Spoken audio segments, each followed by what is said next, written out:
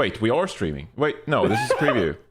Go live. I don't see. We're live. We're live. We're live. Hey, what's up? What's good? Hey, Plat episode 158. After we were live for like a minute and Custa enthusiastically talked about his New Year's celebration. How was the New Year's celebration, Custa? I don't want to talk about it anymore. Where'd you go? What'd you do? So I went to this bar down the street from me. Oh, shit! What type of bar was it? What type of bar was it, Scott? Okay, it's crazy. It's a Midwest bar, and honestly, that sounds ridiculous, but it has like a they're like a Bears. Which city's the Bears from? Chicago Bears. Chicago. Yeah, I think it's a Bears thing, and they're Bears fans, and their owner's like a big Bears fan, and then they have like pinball, and they sell like the most average beer you've ever seen in your life. So it's like that's what defines a Midwest bar to me. And my friends who I went with are from the Midwest, and they also said it's Midwest bar. So I went and did that. Okay. See, that makes more sense to me that it's more of a Chicago Bears type of thing than it is. This is Midwest theme. Like, we go here and there's like Wisconsin cheese and all this other shit. Falling from the walls, yeah. No. Yeah, that makes a lot more sense to me is hanging now. On the over the fireplace. You have the esports like Midwest Have you seen Trinity. This, man? You got like Doa, ZP. I can't remember who else. I think Monty technically was Midwest. Is he right? from the Wasn't he? Midwest? I love Costa describing Midwest. It's like they have average beer. What was do it, they do? like, Have you been in the Midwest? What Dude, the it's fuck all do you mean? so average. What do you mean? It is. It's just like very basic ass lagers that aren't very there's good. nothing exciting about any of it. Like, and I know, they have as I Rolling said, Rock? That's the one before I I remember. get Midwesterners in my DMs just giving me death threats, it's fine. I enjoy that kind of lifestyle, and I enjoy drinking beers. beer and hanging out with friends every now and then, and cranking American music. You're sounding alright. like that's the only the Midwest is the only. Jack, have you place been to that does Midwest? these That's things. literally all they do. I mean, no, Wisconsin You're actually describing consumes it the like most we don't do alcohol that in the US. California. That is 100% fact. I think that is the last study they did. Is Wisconsin, one of those Midwestern states. I think it was Wisconsin consumes the most alcohol out of every US Really? state per capita. Really? Per Yeah. capita. Okay. Per capita, I believe. I don't know if it's actually by total volume. But by per capita, No, at least. no. Did it change? Oh no! Oh god! I am looking at a very sus third-party website, Oh, wow. and they've Okay, linked me that's- to. Wait, how the fuck? They've linked me to a separate study. Here we go. Here we go. The people must know. The states that drink the most alcohol in America per capita. Oh my god, there's no ranking on the image. Fuck. Yes, it is. Wait, actually, I have also found no like, name, New so I don't know Hampshire. any I of have these I think things. this is New Hampshire, and apparently they drink a shit ton of alcohol. Apparently, New Wow. Hampshire is the new. I think the Wisconsin was the old one because this one it looks like this study was done in like 2020 around then. So New There you Hampshire go. seems to be the new king. New Hampshire. There you go. Yeah. There you go. Let's go. I don't know what Hampshire. happened. You guys in did New it. Hampshire, but Who's at the bottom? Out of curiosity. That is true. Utah. Utah. That makes sense, Mormons. What are they doing in Mormons. Utah then? Oh, What are they doing in Utah? Mormons. they have But- kids. They have like 8 kids. That's what they have. Ah. That's what they do. Ah, I really? thought kids generally meant more alcohol for most people. No, not for them because Not they're in all- Utah? they're Mormon. Okay, No, good because they're parenting. Mormon. Okay. Like the whole Oh, state was literally Virginia. like founded by Mormons. Oh, So really? that's, Okay, like, a that's big news thing to for me. them. I don't know Yeah. anything about Utah. There was a whole crazy thing actually. There was like a war essentially fought with the Mormons in the U.S. over it. If I remember What? my history properly. Yeah, yeah. There was a whole thing that went on with Utah. I'm gonna be real. I really don't know what a Mormon is, and at this point, I'm too afraid to ask. Like I'm I've just actually gone with my you, whole Johnny. life not knowing and They're caring. people that don't fuck with technology.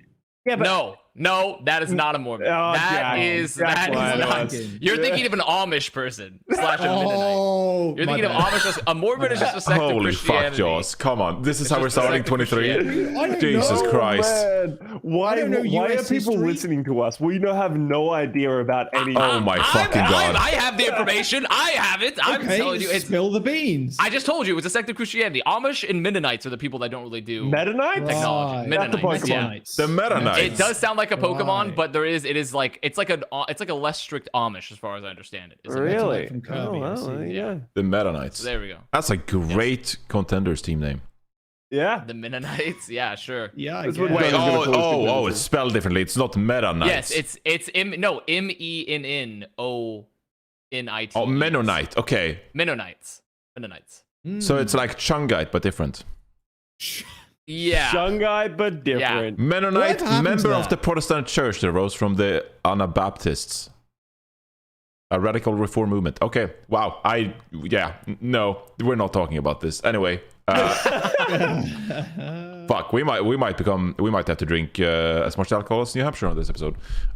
Good stuff. Well, I'm glad you enjoyed your Midwest bar for New Year's, Custa. Yeah, thank you. I appreciate that. Yeah, that's great. Joss, what did you do? I don't think you should ask me this question. Oh, Jack. Okay, we can skip I feel you. like it's going to be sad. Avast, what did you do for New Year's? Okay, that's fine. No, wait, no. Jack wanted to tell his story. I watched Guy Ritchie films and then went to bed at a reasonable time. Ritchie, what? Guy Ritchie? Guy Ritchie. You don't know Guy Ritchie? Made like Snatch, Lock, Stock. We watched Rock and Roller. Rock and Roller is a banger. There's all three of those. Oh, he made Snatch. Oh, I see. Guy Ritchie's a fucking dude, legend. I'm not like Connor or like Seth, where I'm like, holy shit, this director, this fucking film and shit. But like Guy Ritchie's like, okay, his films, I fuck with. They're fun. They're fucking stuff. sick. Wow, this guy was married to Madonna. Damn. Whoa. Oh. Today I learned. All right. Avast, what did you do for New Year's? You went to see your family, right? I went to Austin to see Sideshow and Bren and Wyatt. Oh, right. Yeah, the drinking event. I went to Austin for a week. It was amazing, but awful for my health. And because only drinking for a week straight. There was also we had a couple weeks off of Korea where we drank for Seth's wedding, incredible amount, and then we did that week. Did a lot of things. There was a guy that offered me Coke in Austin. We sat down at a bar. The bar we saw Joe Rogan at, actually. It was Wyatt and I. We sat down. And he comes up to us and he's like, "What's up, white boys?" And I'm like, "What's up?" and then he's like, "You want a bump?" And then all of us looking quite confused. I think it's because also my hair makes it seem like I do cocaine. I think that's part of the reason. You do look like you work in the financial sector and you just do lines to stay awake. Yeah. But the thing is, I don't do cocaine, so I think it would make my heart explode. So I said no. I said no. We just came from Miami. Clearly lying, but I was like, no, we just came from Miami. We don't need any more cocaine. And he kept asking if we want to do cocaine. And this went on about 5 to 6 more times, this roundabout. No, we just came back from Miami. Until eventually he said nothing, got up and left and turned around. And I was like, okay, great talk. So, just some classic tomfoolery that takes place there in the Austin area. But yeah, it was a good time. Then I went and saw my family. I actually did, even though I had the options to go to New Year's Eve, I was kind of partied out. I did not want to consume. Also, driving in Texas is like anywhere you go, it's like 30 minutes. Yeah. If you want to go anywhere, it's like a 30-minute drive. And I don't want to have to Uber back because Uber prices are fucking crazy right now. And I don't want to be really drunk and I had a flight next day. So I actually just stayed home as well. I got hibachi with my family for a New Year's Eve dinner and then watch my youngest brother eat no vegetables because he still eats no vegetables at the age of like 22. At the age of 22, vegetables. He just won't eat them. And he's literally, it's just crazy. I don't know how he's gonna survive. He's going to the Marines in the next like 3 months, and he doesn't eat veggies. So I'm like, okay, good luck. Good luck, pal. Enjoy. Good luck. So yeah, it was a chill time after that. But I dodged the Southwest bullet. I don't know if anyone was flying around this time, but there's an airline called Southwest, and it fucking exploded. I flew Southwest to Dallas. Flew back, luckily missed the explosion by like 2 days. So thank God. I know people are trapped in the airport for 3 days over that were flying Southwest. Because once it starts once they start missing a few flights, right, it just like starts snowballing. Well, their system, right? It was ancient. It was like archaic. They literally hadn't updated since like the 90s, and this whole winter storm plus everything literally just fucking exploded. So probably management in the system was awful. Yeah, I traveled that day as well. It was crazy because I arrived at an airport. And you go down to like the belts where you pick up your luggage or whatever, and there's literal staff just like having designated areas for lots of luggage, and they're writing down the addresses so they can ship them back to the people who didn't get to fly. I don't know. God. The situation was weird. No. The plane didn't fly anywhere, but like the checked-in luggage came back out of the airport, right? And so they have to use the band still for that. And so they wrote down the addresses, and it was like, I swear to God, at the airport I landed, it was probably like 200 bags just like in restricted areas by the bands. It was crazy. But yeah, I didn't fly Southwest, so I dodged that bullet too. But it was crazy. Going back to the hair, I know what you're talking about with the hair and doing cocaine. You know why? You got a bit of a Nicolas Cage look. in 2005 Oh, shit. Now I can't unsee it. with the hair going back Oh, okay. a little bit. That's a new one. I love Gone in 60 Seconds. Honestly, you're going to look like Nicolas Cage. It's right side by side on my screen right now, and you are pretty much Nicolas Cage. Like, it checks out. See, this is a new celebrity look-alike now. I've been tied to like 4 different celebrity white men at this point, and Nick Cage is the newest. So, I mean, I guess, yeah, we both I've got kind of similar facial structure and the slick back hair, so like I can sort of see it, you know? You could literally, there are so many different white Hollywood actors, and they'd be like, this looks like him. Like, okay, fair enough. I mean, like, sure, why not?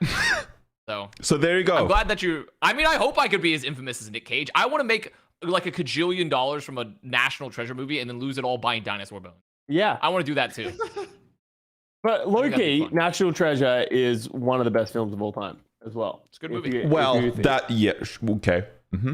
It's a fun movie. It's definitely It's a fun movie. Like, Listen, you cannot watch that movie and tell me you didn't have fun at the end. It's okay. Yeah, I enjoy a movie like that. But you know, I just love how you came out the gates just like one of the best movies of all time. You just come out swinging. You gotta go to 100, otherwise people aren't gonna care about my point. So Yeah, like, I need movie. because you gotta piss someone off. So yeah, True. no, it's a good movie though. Compare that to like the newest genre of that, like the Uncharted films with fucking. No, but the those guy from Uncharted Spider-Man. films- That I didn't sucked. watch that. That It's so sucked. sad. Oh my National god. Treasure, still the undisputed best, like Yeah. exploratory, like national, like we're finding ancient secrets thing. Yeah. Next to like Indiana Jones, obviously, which is very old. The first what's it called, the Da Vinci Code movie or whatever, that was pretty good. Oh yeah, the Da Vinci was pretty Code. solid. Yeah. Yeah. But they're kind of Fine. good books, right? So I feel like that's cheating. The second one was not good.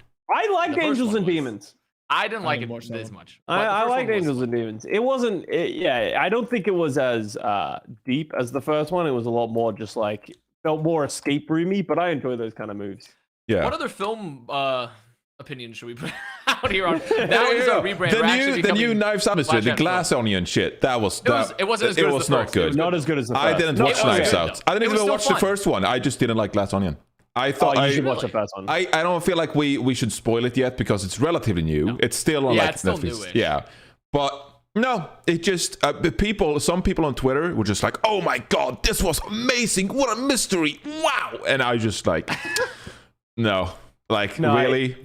Johnny, No. you should watch the first one. The first one is really, one's really good. But this second one, it was just fun. Like, it was a fun movie, and you should enjoy that. But I agree with you. I saw some people be like, Glass Onion is a masterpiece. And I'm like, really? no. Did we watch No. the same movie? Like, Yeah. it was...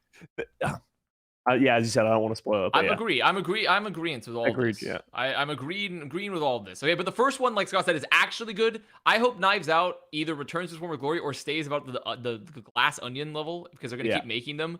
Because then it's just like a reoccurring fun movie series. You know, you can go there and be like, I'm gonna at least enjoy myself when I watch it, right? Like, it's gonna have a fun time, even if they're not all masterpieces. They're not all amazing, but like I need more like just movies I can sit down and watch and be like, oh, this is fun, like National Treasure. Yeah, I need the same thing. that's it. Yeah. I need something like that. And Knives Out kind of is like that. Glass Onion was Would like you that. It say wasn't that National Treasure walked so that Knives Out could run? No. I don't know if they're quite. How the fuck same is it category. comparable, bro? Well, they're both pretty much the same thing. Of like, you know, No, it's not. great detective work. Yeah, maybe there's a sputtering of more history in National Treasure, but honestly, I think Nicolas Cage is.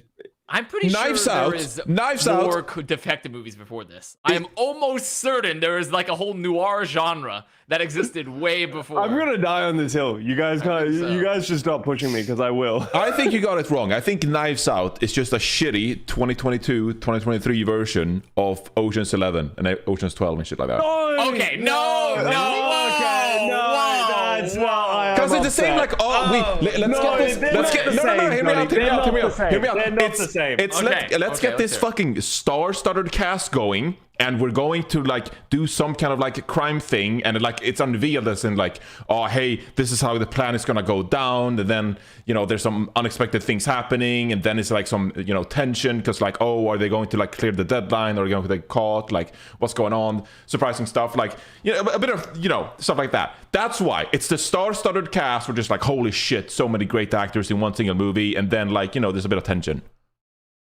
There was not. First of all, you're already wrong in your first point. Ocean's 11 star power is literally infinitely larger than the Glass Onions.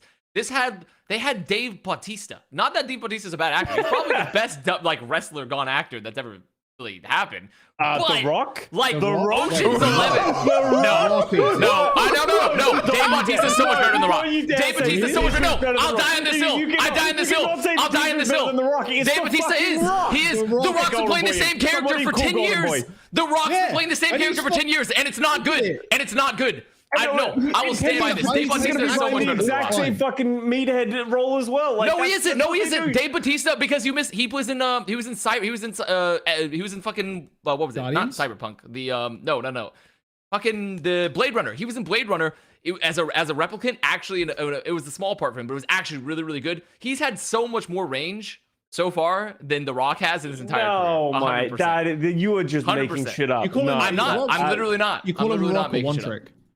I'm calling The Rock a one trick. 100%. You could take a screenshot of his last like 10 films, and it's all him in like a brown camo shirt, looking like the exact same character. Oh my god. I cannot believe that. I don't know about that, dude. He's the highest paid actor of all time. Heinous. It's the highest. Oh, I guess Walmart's the best company to ever exist because they make the most money, right? Like, what are you trying to say? Making the most money doesn't inherently make you the best. Bro, that's all I'm saying. And he's in Fast and Furious. He did a good job in that. Well, Fast and Furious were not good films. They were not good films. As a baseline here. They were iconic. What do you mean? You see how much they You see how much they fucking smash box office? Have you seen the new one? It's actually the worst thing I've ever seen in my life. They're awful. The first couple were iconic. Yeah. Were the best. Well, okay, I went back and watched Tokyo Drift. That movie does not hold up well at all. No, they're all bad. It doesn't. They're all bad. Shut the fuck up, Connor. It's not bad. How is it bad? It's just a fun fucking film about them drifting in fucking Japan. It's a fantastic film for a 14-year-old. Okay. He goes up to the fucking like Yakuza or something, is that, and he's like, "How do we solve this?" And he's like, "Let's race." And then he's like, "Oh, you don't think that's how deals are done? Yeah, sure, let's do it." You just don't know. You just don't know. I do know because I was like you. I was like, this is one of the best movies from my childhood. It's so good, and I made Sab watch it, and we got like halfway through, and she's like, "Scott, this movie's awful." And I'm like, "No shot." Okay. Did you lack the self-awareness to be like, "Oh, this is one of the best films of my childhood"? Tokyo Drift. It was. It was one of my favorite movies of my childhood. Oh my have not god! Changed since I've grown 14 years older. Yeah, still one of the best films, bro. The best part about Fast and Furious is that it really normalized homoerotic characters on screen. That was the best part of Fast and Furious. There were so much homoerotic undertones with that whole film. You just know at any point Vin Diesel was going to open mouth kiss one of these other muscle actors. That was truly the best part of Fast and Furious films. Yeah, no, I can hop on board with that. Yeah. Well. Are we done? That was a Plat Chat episode. Oh my fucking god. That's the episode. Anyway. Nice chatting. Oh my god. Where do we start? Let me get the script. All right, here we go. Philly Fusion, they're fucking gone. They're gone. There are no more. Yeah, I mean, what do you say? They just shock everyone, and Philadelphia Fusion relocates and rebrands to Seoul Infernal. Philadelphia Fusion is gone. It's gone as we know it. We'll never see Philly Fusion play in the league anymore. Bro. I'm gonna keep it 100, Keanu 100 with you. It wasn't that much of a fucking They didn't even keep the Fusion, bro. Not Soul Fusion, they're Soul Infernal. Yeah, I think if you're going to change location, I don't think you're going to keep the name as well. I would say you have to, if you're going to go for the rebrand, you go for the fucking full rebrand, not the half rebrand. Like, I'm just saying. And I just don't see this as like a massive shock either, especially as fucking Philly has been in APAC since 2020, right? Yeah. Like, bro, they were gonna fucking rebrand eventually. I'm just waiting for fucking Valiant to get off their fucking horses and do that shit as well. So I'm waiting for the "we are not broke" message again. That's what I'm waiting for. That's a good one. That is a good one. My favorite thing about the rebrand was like the initial post on the Comcast website of all fucking websites, but also the JPEG or fucking hell, it was like 400 pixels by 400 pixels blown up to an entire like 1080p web page, and it was blurry as shit. Like it wasn't even like it didn't work on my phone. Like good press releases and shit like that. It was like a really blurred image. I was like, come on, man, like give us a bit. There you go. It's fucking tiny, bro. Just I'm just surprised that they didn't like put out a full like, oh, PNG fucking transparent. Here's all the fucking things for the news posts around the internet. I was a bit like, Well, I don't know about that. And it's might also be- hidden away on the Comcast website. Like, what the fuck? Yeah, my man? problem that I had was that the entire message read as a PR statement from Comcast. It didn't read as like a big announcement for, you know, Philadelphia Fusion. Here's all this cool stuff we're doing. It's like the legal team, HR, were like got in there and they're like, "Oh, hey guys, Hey guys, yeah, we moved." So anyway, Yeah, we moved. Not like we love Philly, like we love what we did, and you know, Yeah. the fans that we garnered, being Philadelphia Fusion. You know, we have been in APAC, etc., but we're now changing to Seoul Infernal. We hope we can, you know, you can continue your support of the brand. Yeah, and it kind of on top of that, I feel like one of the reasons why it was on the fucking Comcast website buried. You know, like that's where you put that kind of stuff. It's not really. It didn't really feel like very. Hey, fans, we love you. It felt like anyway. Here you go. Yeah, I mean, yeah, I suppose there's no like good place for like teams to make like big official statements besides like Twitter. Like they don't have their own websites. What's wrong with the that? Overwatch League just website act is not. excited." You know? I don't understand what's wrong with that though. Twitter being the place where you do announcements and shit. Like every Well, other I fucking mean, team in every game does that. I mean, Sure, but I mean, there's a world outside of Twitter, Jaws. Like there, you know. there You is. can't but- just, yeah, like, you make you go Twitter into and social TSM's media, fucking like- website to find out TSM news. No, you're fucking not. You're going to Twitter to find out TSM news. You're going to Twitter to find out T1, maybe Instagram. Actually, there you go. Well, I mean, maybe this is a bit of a stretch here, but like, I mean, this is still like, you know, a $20 million buy-in team that is sponsored by like millionaires and like part of, you know, an Activision Blizzard franchised esports league. You know, like it's at the end of the day, you know, like it's very professional and there's a ton of money in this shit. So you can't just like default to Twitter, I guess. I don't know. So what, like, does Comcast own an NFL team? Like, wouldn't it be weird if NFL announced something through like a Comcast like channel, like in a way, and be like, oh, like that's how they announce these kind of things? weird. I understand that esports and these parent organizations, they are like, well, you know, it's more connected and it's more of a, like an investment type thing. But at the end of the day, we're sports, esports, but we're entertainment. Like, and there's a massive fan base for Philadelphia Fusion. It might not be to the scope of other things that they have, but it takes 2 seconds, as Jack said, to announce it with a picture of the brand, with like, we're excited to make this transition. Let's, you know, not come second for the 50th time, right? Like they could have easily done something fun, but they just sort of, it felt just very corporate. And that's my thing. It's not the worst thing in the world. It just felt very corporate. I would be upset if I was a fan. Yeah, that's right. I mean, Vegas Eternal, you know, they didn't do a massive thing, but they still did some hinting and, you know, some more fan-friendly stuff. So, yeah, sure. Exactly. Like all the graphics that they put out on Twitter, and there was like time and like thought going into that. And like, oh, we're rebranding. Well, obviously it got leaked, right? But like, oh, what are we rebranding to? Oh, and there was a small video of them, like someone on a plane going to Vegas, and just those small little snippets. They don't mean a lot in the whole long run, but like they are cool. They are like substance to something. I mean, I would have liked to see, maybe actually I'm wrong on this. I don't know if anybody put out a video on the Philadelphia Fusion YouTube channel, but maybe they did.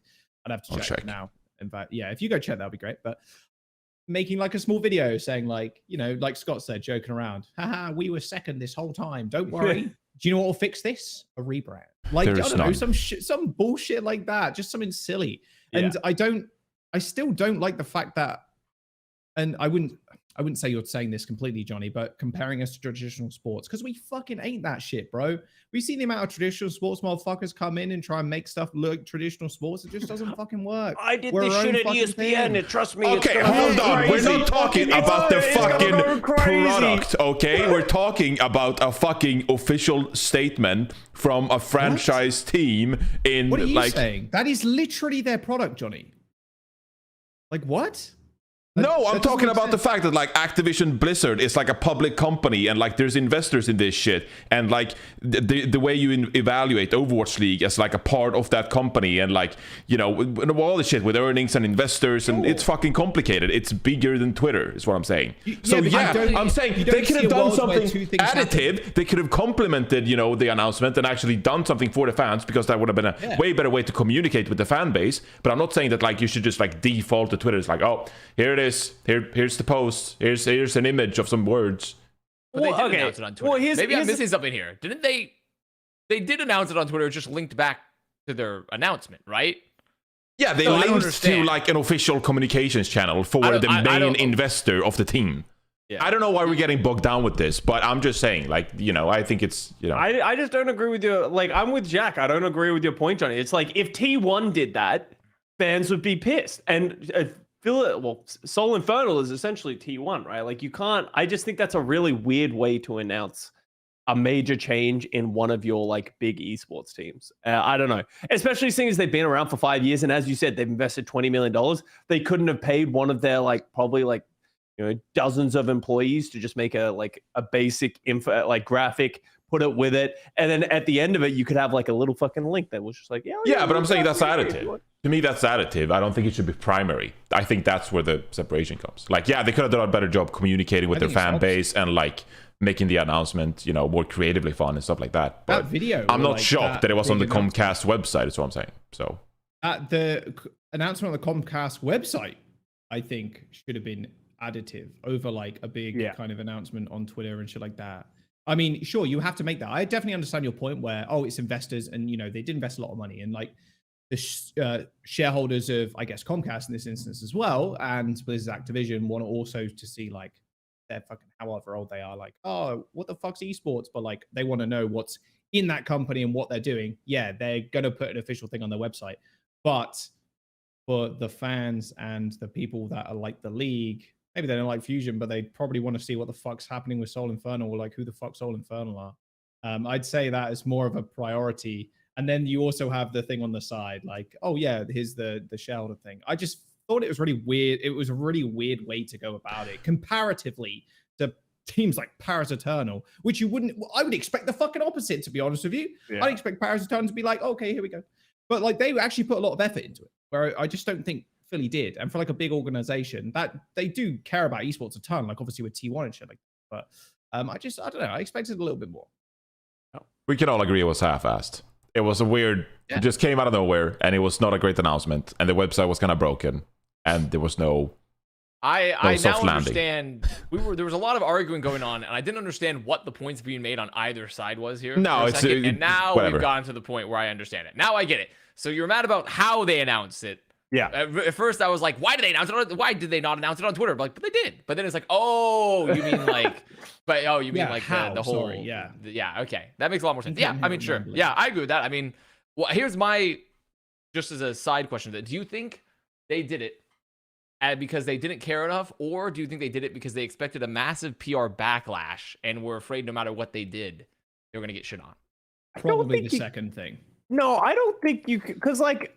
I'm just asking. I don't believe that's why they did it. I'm just asking. Most times people aren't that unhappy with the rebranding. No, like, people get really pissed about geolocation moves. You can tell the Philly fans are really mad about them moving the location. Like Philadelphia, this is probably the most engaged, one of the most engaged like geolocated fan bases in the Overwatch League and esports in general, because like I think they're one of the few cases of.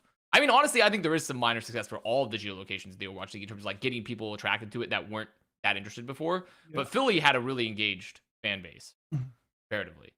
Yeah, that was one of the best fan bases in the league. Yeah, I don't know, maybe like I to me, I don't think it's purely like just like avoiding the backlash, because I feel like if that was the intention, I feel like just being like, well, may as well just cut our losses and fuck them over again by just like not even announcing anything. I feel like that's a bad play. I think this is more, as I said, I think it was just like they didn't think about it, of like that the fans are going to be pissed, which I don't understand why, and that's sort of why I'm confused.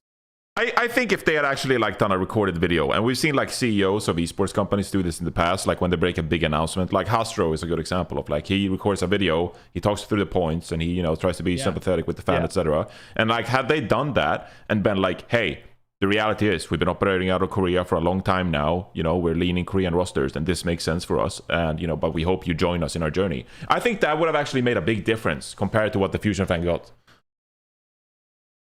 So I agree. Yeah, I agree. Yeah.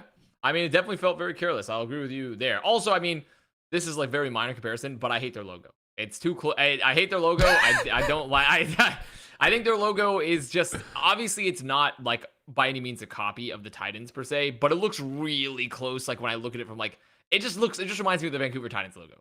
I would just you can't unsee it when you say that. Yeah, I can't unsee it. I can't unsee it. And like so that's my and also I think technically if we continue by the naming scale that someone else pointed this out, like since like we have like the Dynasty, the Fusion, and stuff like that, it really shouldn't be like Infernal. It should be like Inferno. But like either way, like this is. I mean, I get why they did this. It makes sense for them logistically. It's just I don't know, some minor nitpicks here and there about like how. And definitely, I mean, if Paris Eternal, I think Jack was definitely right on that respect. And Custa was like, if Paris Eternal do put more effort into announcing their move than Philadelphia Fusion, that is fucked up. Like that is actually fucked up. Like 100%. That is like actually like holy shit. I can't believe it. Like that's crazy. I quite like the logo, to be honest with you, but it is too close to Titans, and that's just on the spikes on the kind of like out to. I guess it looks like fur, right? On the outside of it. Yeah. I wish there was a little bit of That was orange. more rounded. This is an homage. Yeah, homage. Yeah. Also, isn't this like our 4th or 5th like red team? Well, it could be worse. They could be our 13th blue team. Yeah. So Are they gold though? Is it like gold? Like this It doesn't seem tan. It looks like tan. Gold?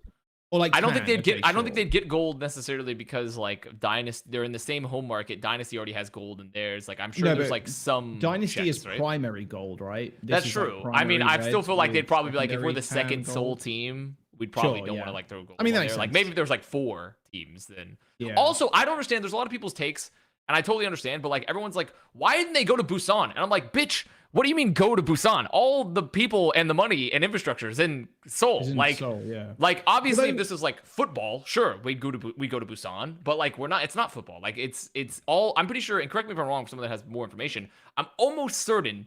Besides like GC Busan, like every single like major esport organization based out of Korea is based out of Seoul.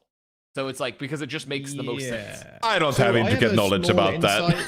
yeah. I would just assume based on like everything I know and what I know, because I know T1, Jinji, like a lot of those contingent organizations, like O2 and stuff, even though they're like obviously like Element Mystic, etc. Like when they operated, like all like so many They're of all these in major, Seoul, yes. they're Seoul. It's all because that's where the people are, that's where the fan base is, where the infrastructure is, the money. Like you're not gonna go. I understand people are like, well, we need another city. I'm like, sure, but like, what is Busan like? Seoul has way more people and fans. And Busan money. is the second largest city in Korea, though, and it is quite like large. It's not like a huge step down, but it's still not like. But when you can think of the market that Overwatch League is working with right now, like Seoul just makes more sense across the board. oh yeah, absolutely. But Yeah. say I just threw this tweet out that I was like, let's get LA Valiant to rebrand to Busan, and I was half kidding, but at the same time I was like, well, if we got a third Korean team. I don't think we need a third Seoul team. Sure, then you probably go I like mean, Busan. like I could see a Busan then potentially. I mean, personally, I think because of how huge Seoul is, it's almost because you have to think about also the market of Korea, right? If Korea is going to be a very big focus at APAC, like there's not that many like really major, like big major hubs outside of like Seoul and Busan, right? Like in terms of like where you're going to put a geolocated team attached. Yeah. To. So I think it's like I think it's just the unfortunate reality of like how the market is working. Right? There was at one point a push from Incheon and Busan as like major cities to get into esports, and I think GC Busan Wave was one of those like pushes from Busan at least, and Incheon White Whales too from Apex. But I guess they've diverted away from that now because I know they wanted to invest initially, but yeah, I guess not so much anymore. And I would have assumed that. If they did approach Busan now with a team, if they're just not interested, well, I don't know if this actually fucking happened, but in my little fancy world, I guess, if you do approach Busan, the local government there, and be like, hey, you still fucking interested in esports? We've got a fucking Overwatch League team coming in. Like, I'm assuming they would have jumped on that real fucking fast if they wanted to still pursue esports. I know they were doing that a while ago, at least. Yeah. But they do host a lot of shit. There you go. They've hosted, Busan's hosted so many fucking esports tournaments. Seems like a cool back city. in the day. Like, they did do a lot like StarCraft tournaments on the beach, like Monty and Doa casting StarCraft on the fucking beach, which is ridiculous. But the city in itself, I'm not sure how much they want to invest more into esports, I guess, especially with Seoul Infernal. Like I said, it seems like a prime opportunity for them to jump on that. So maybe they're not really interested in that shit anymore. I don't know. I mean, who knows? Same with Incheon. So. Yeah. Who That knows? was just a minor thing I saw when people were like complaining about the Seoul teams. It's like, well, it's like there's like 2 major big cities in all of South Korea, and Seoul has like 3 times the population of the next biggest city. Oh, is it like, really 3 times? It's fucking humongous. Seoul is like incredibly dense. Seoul, it's like I got that Tokyo wrong to then. Japan, essentially. Yeah. It's like it's just you're it's such actually a right. humongous city. My The thing apologies. with basing a team out of Busan too, if you're actually going to host them there as well, if they want to go to Seoul and play in a studio or like contenders or whatever, you have to take the KTX or you have to drive. And it's like, what's the point? You know? So like everybody's already fucking there, SKT or like T1, sorry, and Genji, etc. Doesn't make sense. Dem one. You're like, Kia, okay, like, let's get on the fucking KTX to go to contenders, boys, or let's go to fucking KDX and get the fucking get to the studio. Like, it doesn't really make any sense, location wise. Yeah. So how do you think how do you think this team impacts the league as a product? Okay, so we have 2 teams now in Seoul. We've had 2 teams in LA before when the Valiant were actually playing in the North American region as well. The Valiant Gladiators like rivalry was pretty entertaining, and I mean Shock and Gladiators rivalry is also like pretty tense already. So how do we think the product is? Do we think there's a as a sidebar? Do we think there's a Seoul Infernal versus Vancouver Titans rivalry now as well because of the logos? how do we think the move away from Fusion impacts like the product and the matchups and stuff like that? Seems better from a story perspective initially, right? Because Seoul versus Seoul is quite fun. Like you said, LA versus LA, and now San Francisco versus Gladiators, which is kind of sick. I think in general, like it's always ridiculous to say the Philadelphia Fusion up against Seoul Dynasty. Like, dude, come on. I can't imagine many people are like, yeah, Pog, Philly's playing an APAC, you know, as a team with a team name is Philadelphia. Like, it didn't really make much sense. So I think it just like very very like just across the board, like as a broadcast storyline, yeah, sure. Seoul and Seoul versus Infernal versus Dynasty is way better than a Dynasty versus Fusion. I just don't think City matters if you're not going to play in person. Like I like, especially when I think it worked quite well when we were in like an arena and people are playing together and that kind of stuff. It gives something people to like cheer for and like your team rivalry. I think when everything is almost purely online, I don't think rivalries exist anymore because of the regions in which they're representing. I think it's more like you said, the Gladiators and the Shock. That's not because it's a battle for California in any way. It's just because they're 2 of the best teams. True. Yeah. I don't know. I'm just not like sold that is like the important thing, and I don't think it really matters. Like, I think T1 being in Seoul is fine because they exist in Seoul. It's one of the major cities of Korea. I agree, if there was going to be another one, they should probably go to Busan, especially if they don't have ties to Seoul. But at the end of the day, like at the end of the day, I just want teams to be more successful, and if they think they can do that by existing in Korea, I think that's just better for the league. For me, I just want to know what the fuck is going on in APAC of like okay, they're going to exist. Like two Seoul teams are going to exist. Is APAC just going to run like it was last year? How's that going to work with the Chinese teams? I don't want to get ahead of ourselves, but we just found out that like a couple of the Chinese teams have come back into activity and been like, hey, we still exist. You know, Shanghai Dragons re-signed Moon. So what does that look like in comparison to these Seoul teams? Yeah. I mean, I personally don't think this rebrand, you know, before we hop on to the next point, changed anything at all because Fusion had been operating out of Korea anyways for the past like essentially 2 years. So like this doesn't even change anything about how the league looked because of how they've been working for the most part anyways. The biggest thing is that it removed a really passionate fan base, I think, and like the connection to like the Fusion brand throughout Overwatch League, which I think is kind of a big loss. Because this is one of the few instances, like I said, where I feel like geolocation really did get people invested, was the Philadelphia brand. And I don't think geolocation doesn't matter at all. I just think the way that it happened in the scale Overwatch League, and also when we from the get-go, when we let a bunch of multiple, like when we let like 2 LA teams happen versus like having more teams in other locations, we'd already essentially given up on like, okay, geolocation really was never going to get that big because we'd already said like, we'll have 2 teams in this place. We'll have 1 team represent all of Florida. Anyone notice how Mayhem is not tied to a city? It's just all of Florida. It's just Florida Mayhem. Like essentially the concept itself had already been given up on from the start.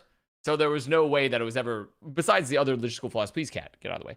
Besides the other flaws, there was no way that it was ever really going to work. But I think geolocation had some success with Overwatch. I think there are people that are interested in the esport because of geolocation. It's never really going to matter that much because I think, because I said, the Battle for LA, no one actually gave a shit about the Battle for LA. They gave a shit because the Valiant and Glads were in it, and at the time, they were 2 of the better teams with like really cool like marketing and players and such. Well, okay, I'll actually want to disagree with that. Is I think the Battle for LA was hype because we were both in LA, right? Like that is the only reason it mattered, because fans were actually sure, there. but once again, it wasn't because like, but that could be the same for everything, right? Is like we could have had a LAN anywhere, and like the Battle for LA would still probably have fans. Obviously, you're right, because it was located in Los Angeles, it mattered more. But that's the whole point of like how the geolocation model was already. It kind of was fucked from the get-go because you never really pivoted hard to those home stands necessarily. And even if we did, it would have caused the host more issues. So, I don't know. I'm mostly just disappointed in Fusion as a brand being gone. That's it. I think this doesn't impact anything. I think it, like, Fusion was already essentially an APAC team. They've been that way for a while. Like, none of that changes. It's all... And also, I think Korea needed more dedicated Overwatch League teams. It's just a fact. All the players, like, so many of our players, like 70%... of the players or whatever from all of Overwatch League history, more potentially than that, have come from Korea. They've been so huge in the impact of the game. They obviously have a big history in esports in general. There's a lot of infrastructure there for it. Like, Korea needed more teams. That's just a fact. Now, we have to lose Fusion for it to happen? I don't know, but like, that's what occurred. So I think makes a lot of sense across the board. I'm just upset for the Fusion fans, because I think the Fusion fans, they were the fans I had the most fun trolling, and I've lost that forever now. Sure. Constantly talking about how Philly was always going to shit the bed, and constantly watching how they shit the bed, and fans always being mad at me of where I placed them in power rankings. I'm gonna treasure those memories forever. I'm always gonna treasure that, and I've lost it now. I can no longer piss off Fusion fans, and that's perhaps the greatest tragedy of them all. So I want to backtrack a little bit, because I feel like we were kind of actually like beating around the bush between the big conversation here, and all of you were sort of like hinting at it.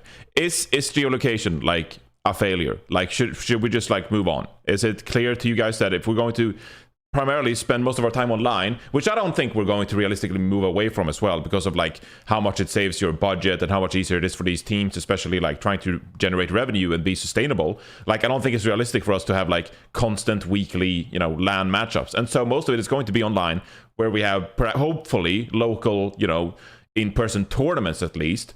But with that in mind, with most of our play being online, should we just like move away from geolocation brands? Does it not make sense for our product? What do we think? We've been doing this for like 5 years now, going into our 6th year, and I feel like we've had the data and the history to sort of know what we're talking about at this point. I think it's a pat on the back.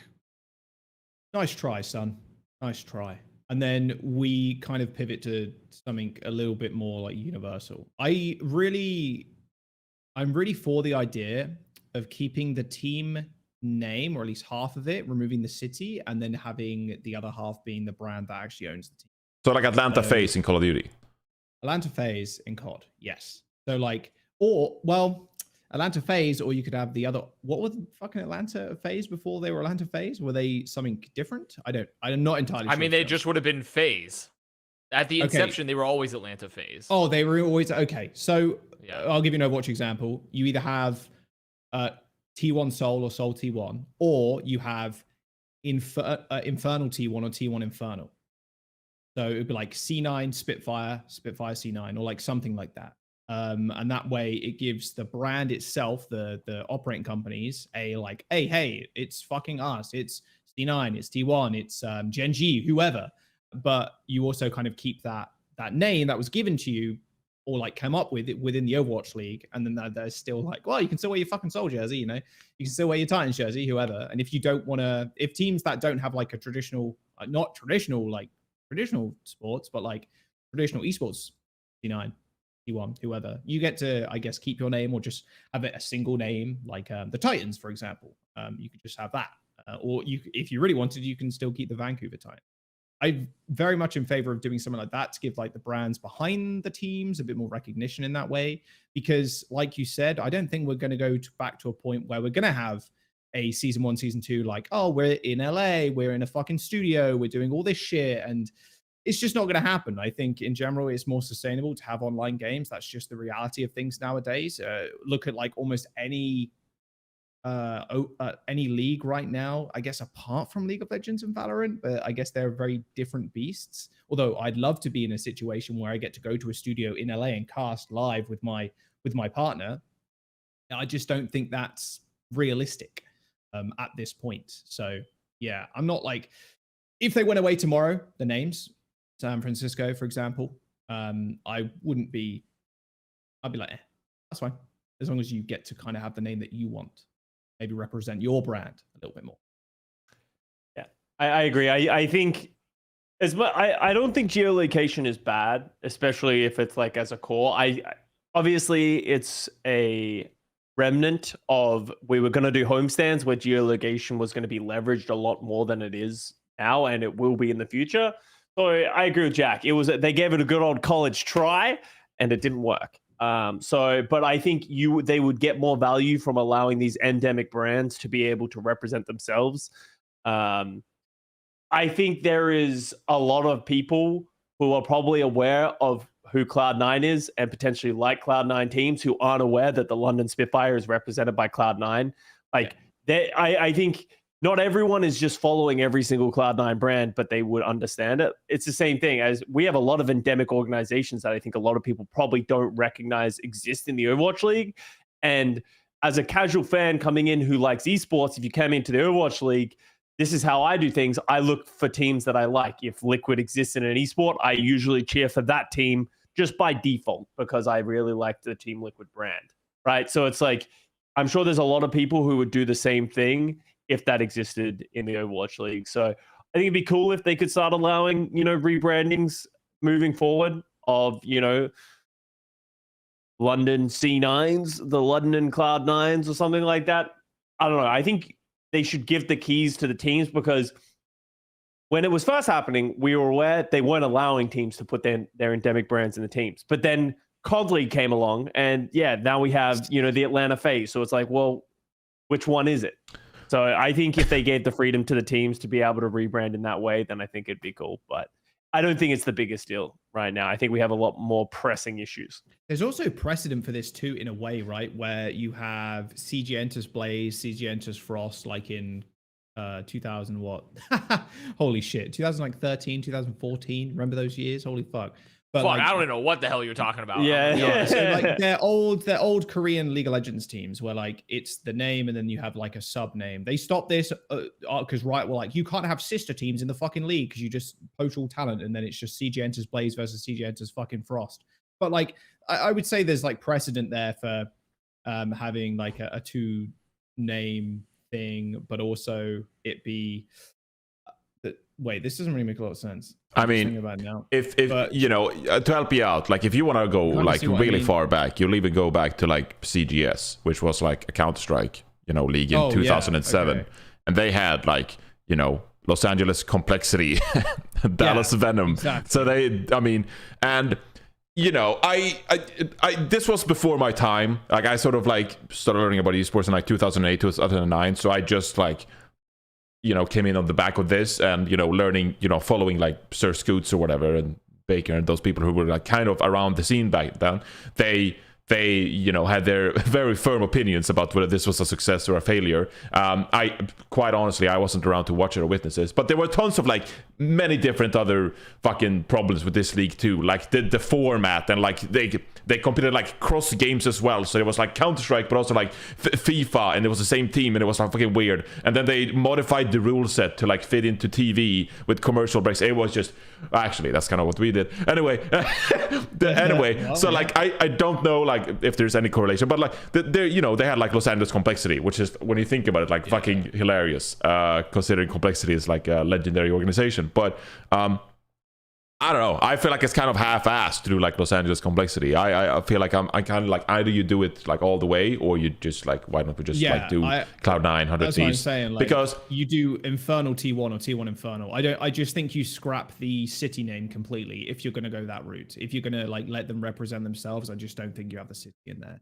And I do think there's some merit in like what you were saying, Scott. Oh, you know, Boston fans supporting Boston. Like Washington Justice, for example, I think is a really good example of this, where they have their Washington Justice watch parties in their practice area. And we always see every now and then there'll be feeds of the Washington Justice practice area, and that the players are in their little room, and then there's fans outside watching them on the TV, but they're also right next to them. And that's really cool. And those like small activations are fucking sick. And it's one of the best things I think Justice have done, especially to help the fans be more connected with their players when we're in this online environment.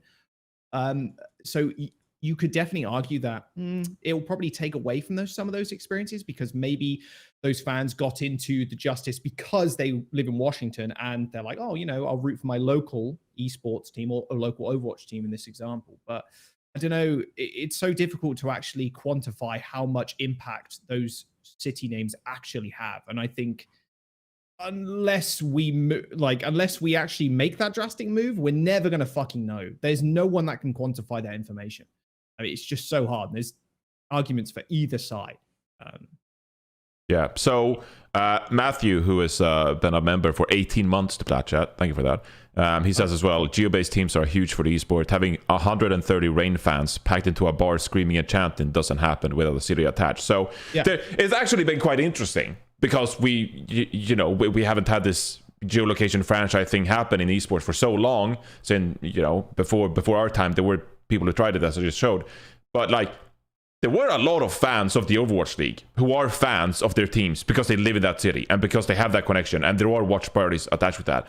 I can't tell you whether it's, you know, a net pro or a con to the league to have that, but there's certainly been like a sort of a functioning way for the league to grow by getting some of these fans involved within the city. And there's been cool watch parties and people go to events and stuff like that. But I guess the question is like, will that continue at like good enough of a rate to justify it in this new online era? Like, sure, 2018, 2019, there were a lot of progress in that regard. We were looking forward to homestands, but as you mentioned earlier, now in the new era, is that like a sustainable way for the league? So I actually wanted to ask you, Connor, because you have more knowledge about the Valorant scene, and it's quite interesting still if you like talk about Valorant teams who are competing at the highest level. It is a little bit different because there are a lot of successful nationalities, a lot of successful countries who have their own teams, whereas us, most of our player base is quite honestly really sick, talented Korean players.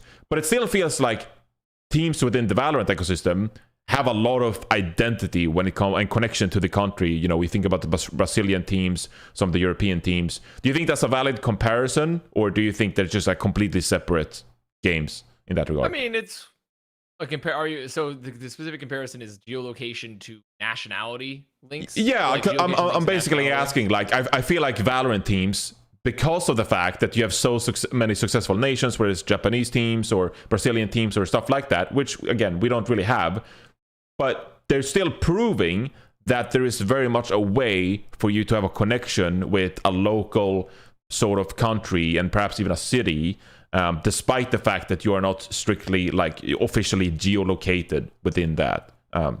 Sort of I think it's kind of cope for some people. And I think some endemic esports people cope a bit about like how popular the endemic esports brands are. And the reality is they're not that big in the grand scheme of things.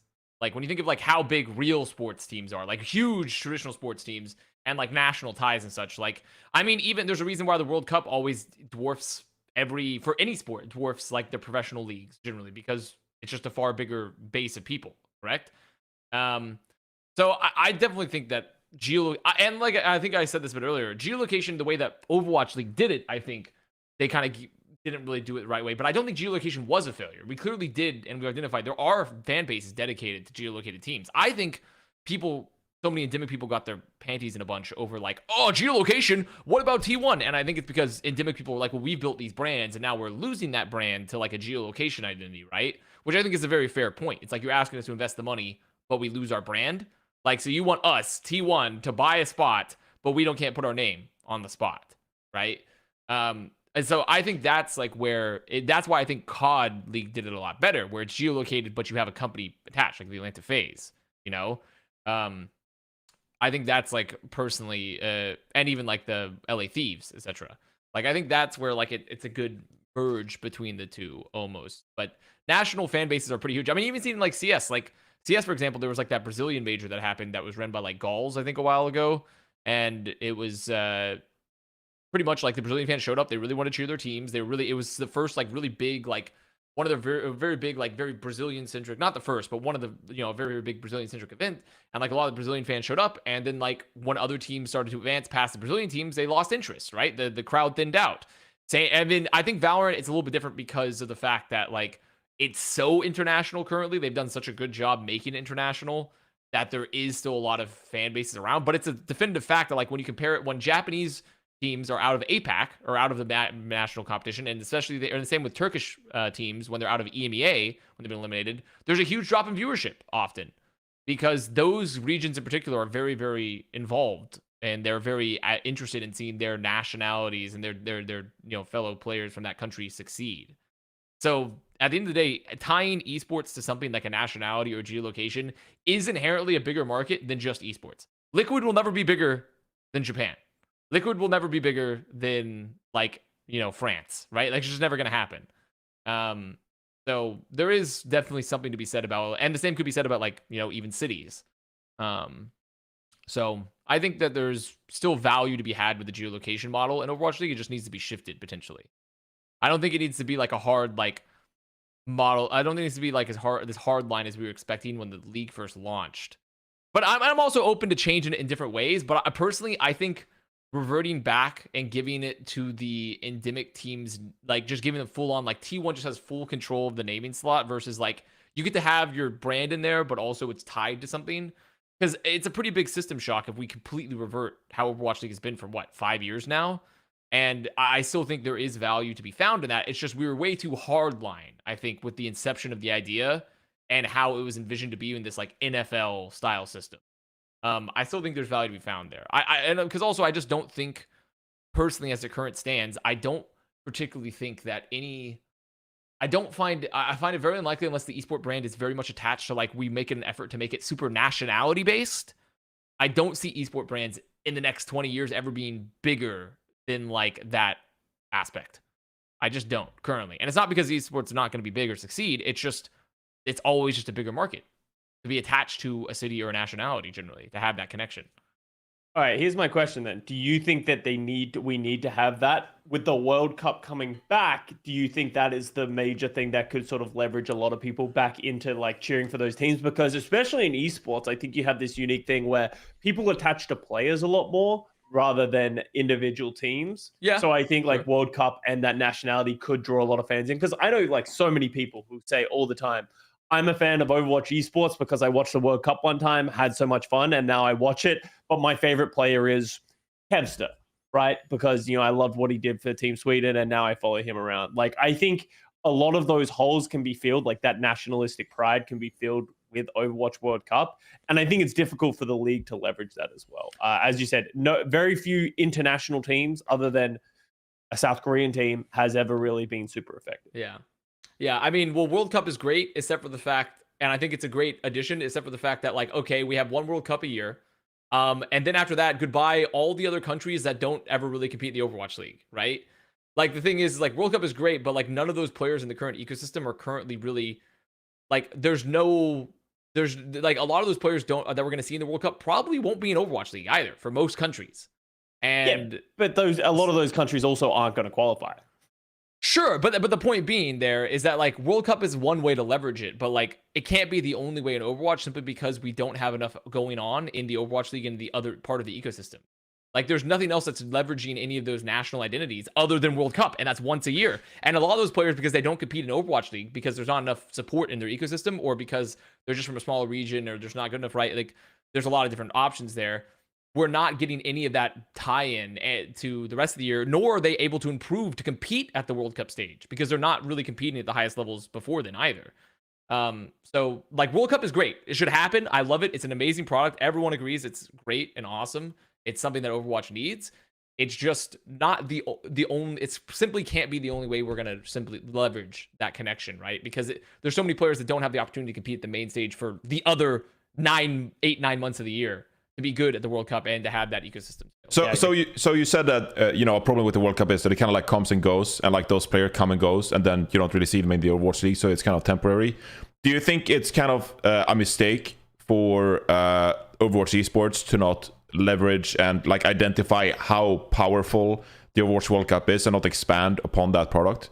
Meaning like more qualifiers. 100%. 1,000,000%. 100%. The way we did it, remember that first year where we had like the 4 different stages, like going throughout the world? We had like Paris, Australia, like we traveled throughout the whole world and had the different qualifiers and shit, and we could see like all the fans at the various locations. Like that was, World Cup was humongous. Now, I'm pretty sure that cost like $10 jillion to it do. Was not, yeah, I don't know the money, but like a lot of people were like, it was ridiculous. I heard the stories. A lot I know of groaning names. There was involved when balling people out of recalled control. He was throwing out dollar bills and the fucking, like, he was just going like crazy. Like crazy shit happened. Dude, the fucking Australia World Cup qualifier, it was a fucking qualifier, and we stayed at like a fucking 5-star hotel casino in Sydney. It was like, dude, my apartment for like two people, like me and Tick or whatever, had a fucking kitchen in it, or that's how big the hotel room was. It was 5-star. Like, dude, there's no, like, that was just silly. No, it costs way too much. Silly. That's the thing, is like, we could definitely still expand upon that aspect and pick smaller locations, less expensive locations. But it's a very clear fact that that was also one of the most hyped World Cups because it had such a ridiculous scope to it. And like, obviously that's kind of the span of everything, right? Is like, the more money you spend, the more you can generally get. But there is a middle ground to be like, if we have slightly more investment and a slightly, like, you're going to have to invest more money than you currently do, but also you can pick cheaper locations and cheaper venues and find ways to mitigate that.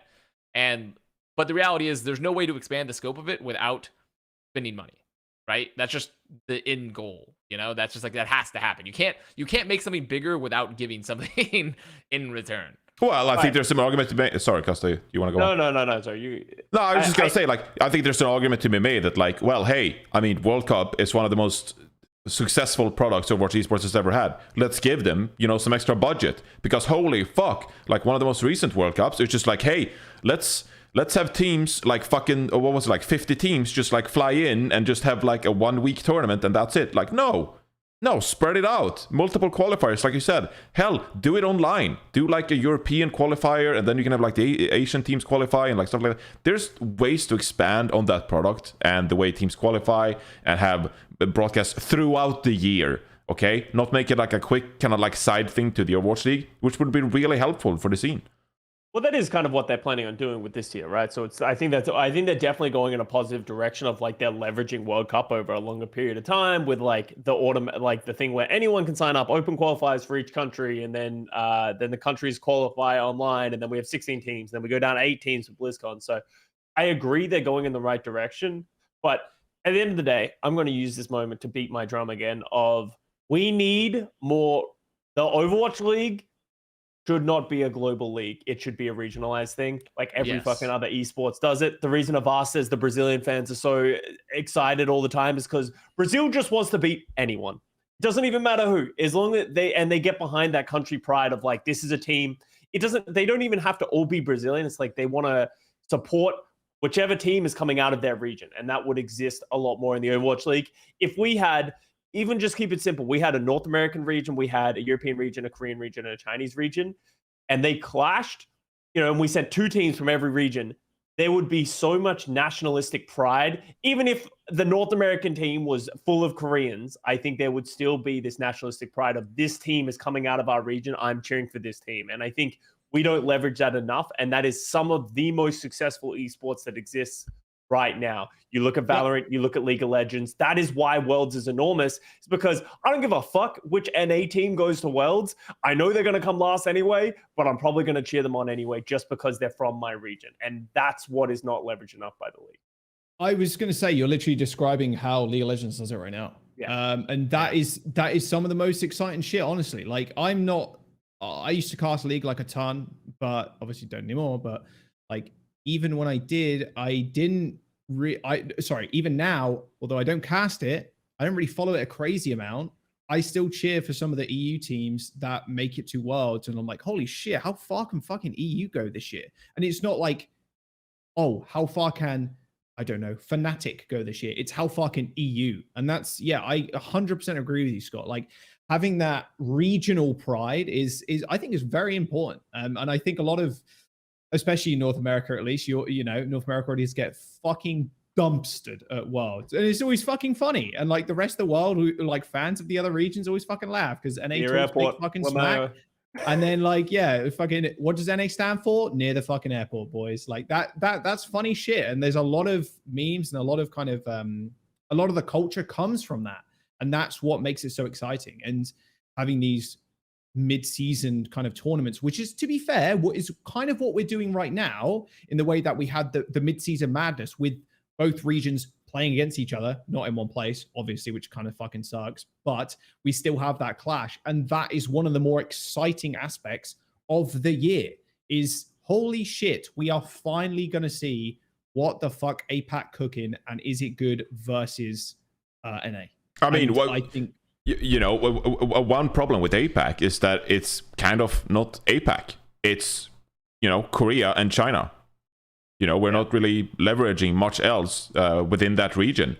So, you know, what if we had a, you know, a team from Japan or, you know, Australia or, you know, Thailand, something like that. We have, well, I guess we have one European team now in the North American region, which doesn't make sense, like the Western region, whatever.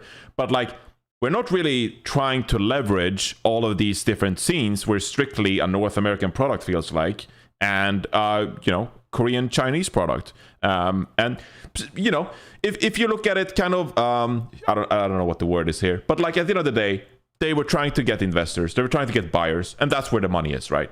That's where like most of the money was, and they pull it off. They got the investors, stuff like that, right? If you want to get an organization from, I don't know, France, like it's harder to find $20 billion from an esports organization in France or an investor in France who's willing to bet on this stuff because it's inherently smaller and stuff like that. So I guess the problem almost is like I don't think a strictly regionalized esports ecosystem is short term viable for us. Like I don't think you can just like snap your fingers and well, bam, Overwatch League is now regionalized because you have this franchise infrastructure and like the contracts and the branding, and like it's such a big workload to like move away from that just like overnight.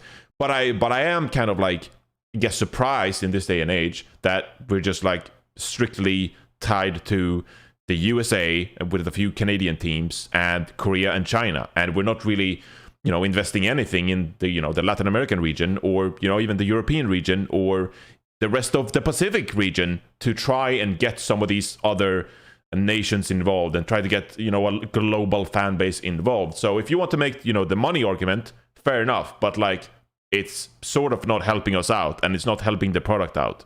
So I guess we're in too deep, though. Would you not say we've gone this far along? It feels like the whole thing would have to be reworked. And I think you say that we could just say, oh, it's money, but like, that's it. That is the main issue here, is that we'd have to find more teams in different regions. And then how do we handle those regions? Are they going to be buy-ins or are they going to be like... No, so I mean, so let me clarify. Like, I think the Seoul Infernal relocation, okay, you know, kind of makes sense. All right, Avast said it earlier. Huge population of our player base in the Overwatch League is Korean. So it makes sense to have multiple teams from Seoul. But like, do we have too many teams in the United States? Like, could we use one or two of those franchises to branch out this region? You know, I don't know. Of course, no one has any fucking idea what the APAC region is going to look like with some of these Chinese teams and the NetEase deal, expiring now early this year. Why don't we have like a team from Tokyo or, Bangkok or, I don't know, Sydney? That is the opportunity. We're like, why are we not trying to expand the fan base of the league? And it gets complicated because if you don't have the regions, well, now you're forcing all the European viewers to tune in to this, United States time zone. And that's why Hawaii was such a difficult kind of time for us, because you forced all of the global population, all the fans of the league, to tune into this time zone that didn't really fit anyone. So it was a huge impairment on the viewership and the success of our product. But like, it was the only thing we could do to make work. So I don't think it's necessarily feasible for us to just like move into regionalized, play just like that. But I am thinking, it's a bit of a shame that we haven't explored at least branching out to a global fan base of the league and trying to kickstart something in these different regions that we're not operating currently. And that's sort of my thing. Is like, I agree with you, Jack. It's like, are we in too deep? Maybe we shouldn't have sold all of our franchise spots for 20 million, because that gives no leverage to expand, because you can't just invite other teams when other teams have made a massive buy-in. They're probably not going to just be like, hey, never mind, don't pay us. So it's like we're kind of in this awkward spot where there is no real good answer for Blizzard. But in my opinion, if we just stick the current path that we are now and we just keep with the Overwatch League, where we have like 7 teams in APAC and 13 in NA for what feels like absolutely no reason other than logistics, then I think the league is just going to continue to die, because we're completely ignoring the European region. Like, Europe is just like, Europe loved Overwatch, and they do love Overwatch. It's just we don't support them, so therefore this esports scene is dead. There was good South American scenes. There are people who want to play from different regions and are interested in the game, but we're just not supporting them at all. Not even with contenders anymore. So it's like, well, what's the point? Like, why would they support our esports? I'll even say this. Paris Eternal did not move away from Paris. Paris Eternal was not a failure because, Paris in and of itself and European Overwatch. Paris Eternal was a failure because they were left alone on an island in Europe. Yeah. And they were like, fuck, we gotta play Philadelphia. We gotta play Vancouver, Toronto, San Francisco.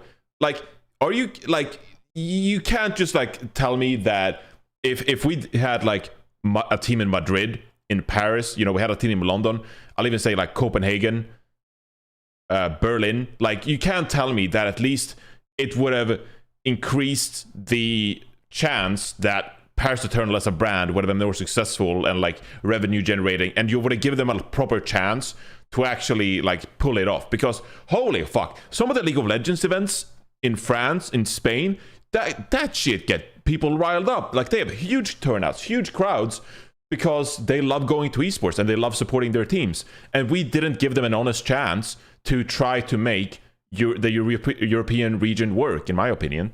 I totally believe that you could have engaged some of those countries and major European capitals had you given them a chance to compete against each other and try to rally those, those members of those countries. Talking about nationalistic pride, I've never known people to hate each other more than Europeans hating other Europeans from different countries as well. Yeah. They just That's true. They get so riled up whenever they're playing against each other and they're competing, obviously in a friendly environment, but they do get really passionate and stuff like that. So I think that's been one of the biggest misses by the Overwatch League ever, and Overwatch Esports is just completely neglecting. Yeah. And you can make the argument, because one of the arguments was that, well, if you go back and you look at the beta tournaments, the early tournaments, the North American tournaments, they got more viewership than the European tournaments. The North American, there were more organizations willing to sponsor Overwatch third-party tournaments back in the day, in the early stages, and they had more viewership, and they had some of the bigger brands, like Cloud9, for example. So, yeah, I mean, that if you want to look at it purely financially, then, yeah, sure, the North American tournaments were more successful. But I think that's sort of neglecting the point that the European region could have had a fully functioning, geolocated sort of region within themselves. And I mean, yeah, now might be too late to really invest in those countries and try to pivot to an Overwatch League model in Europe. I don't think we'll ever really see that happen. But It's a big what if for the league. Had we like tried to fully make that happen? And it doesn't have to be fucking 12 teams or whatever. It could have been like, 6 European teams. Hell, maybe like 5. I don't give a fuck. But like at least some chance for those teams to establish rivals within their own region and giving them a chance to compete in prime time for that region. I think that would have made a tremendous difference for those franchises to try and establish a fan base and try to rally the fans, and to be fans of that franchise itself. Oh well. That was a fun fucking conversation. That was great. All right, we still have tons of news to talk about. Yeah, we feeling good? We have so much shit to do We still. have not gone anywhere. This is the beauty. This is the beauty of the off season. We can just like delay some stuff and talk about it some other time. I mean, fuck, I don't know. There's not even a schedule announced. I have no fucking idea when we're starting. So we got unlimited time to talk about stuff. Tons of time. Tons of time. Yeah, so I want to address 2 teams, at least some of the teams who made some of the biggest moves, at least during the break. Of course, Dallas Fuel and the San Francisco Shock, they organized a show match where San Francisco Shock, they unveiled part of their new roster. And, maybe we'll see a few more additions to the current roster. But they made a few more additions to their roster. And I don't think anyone is too surprised at what players the San Francisco Shock decided to sign at all.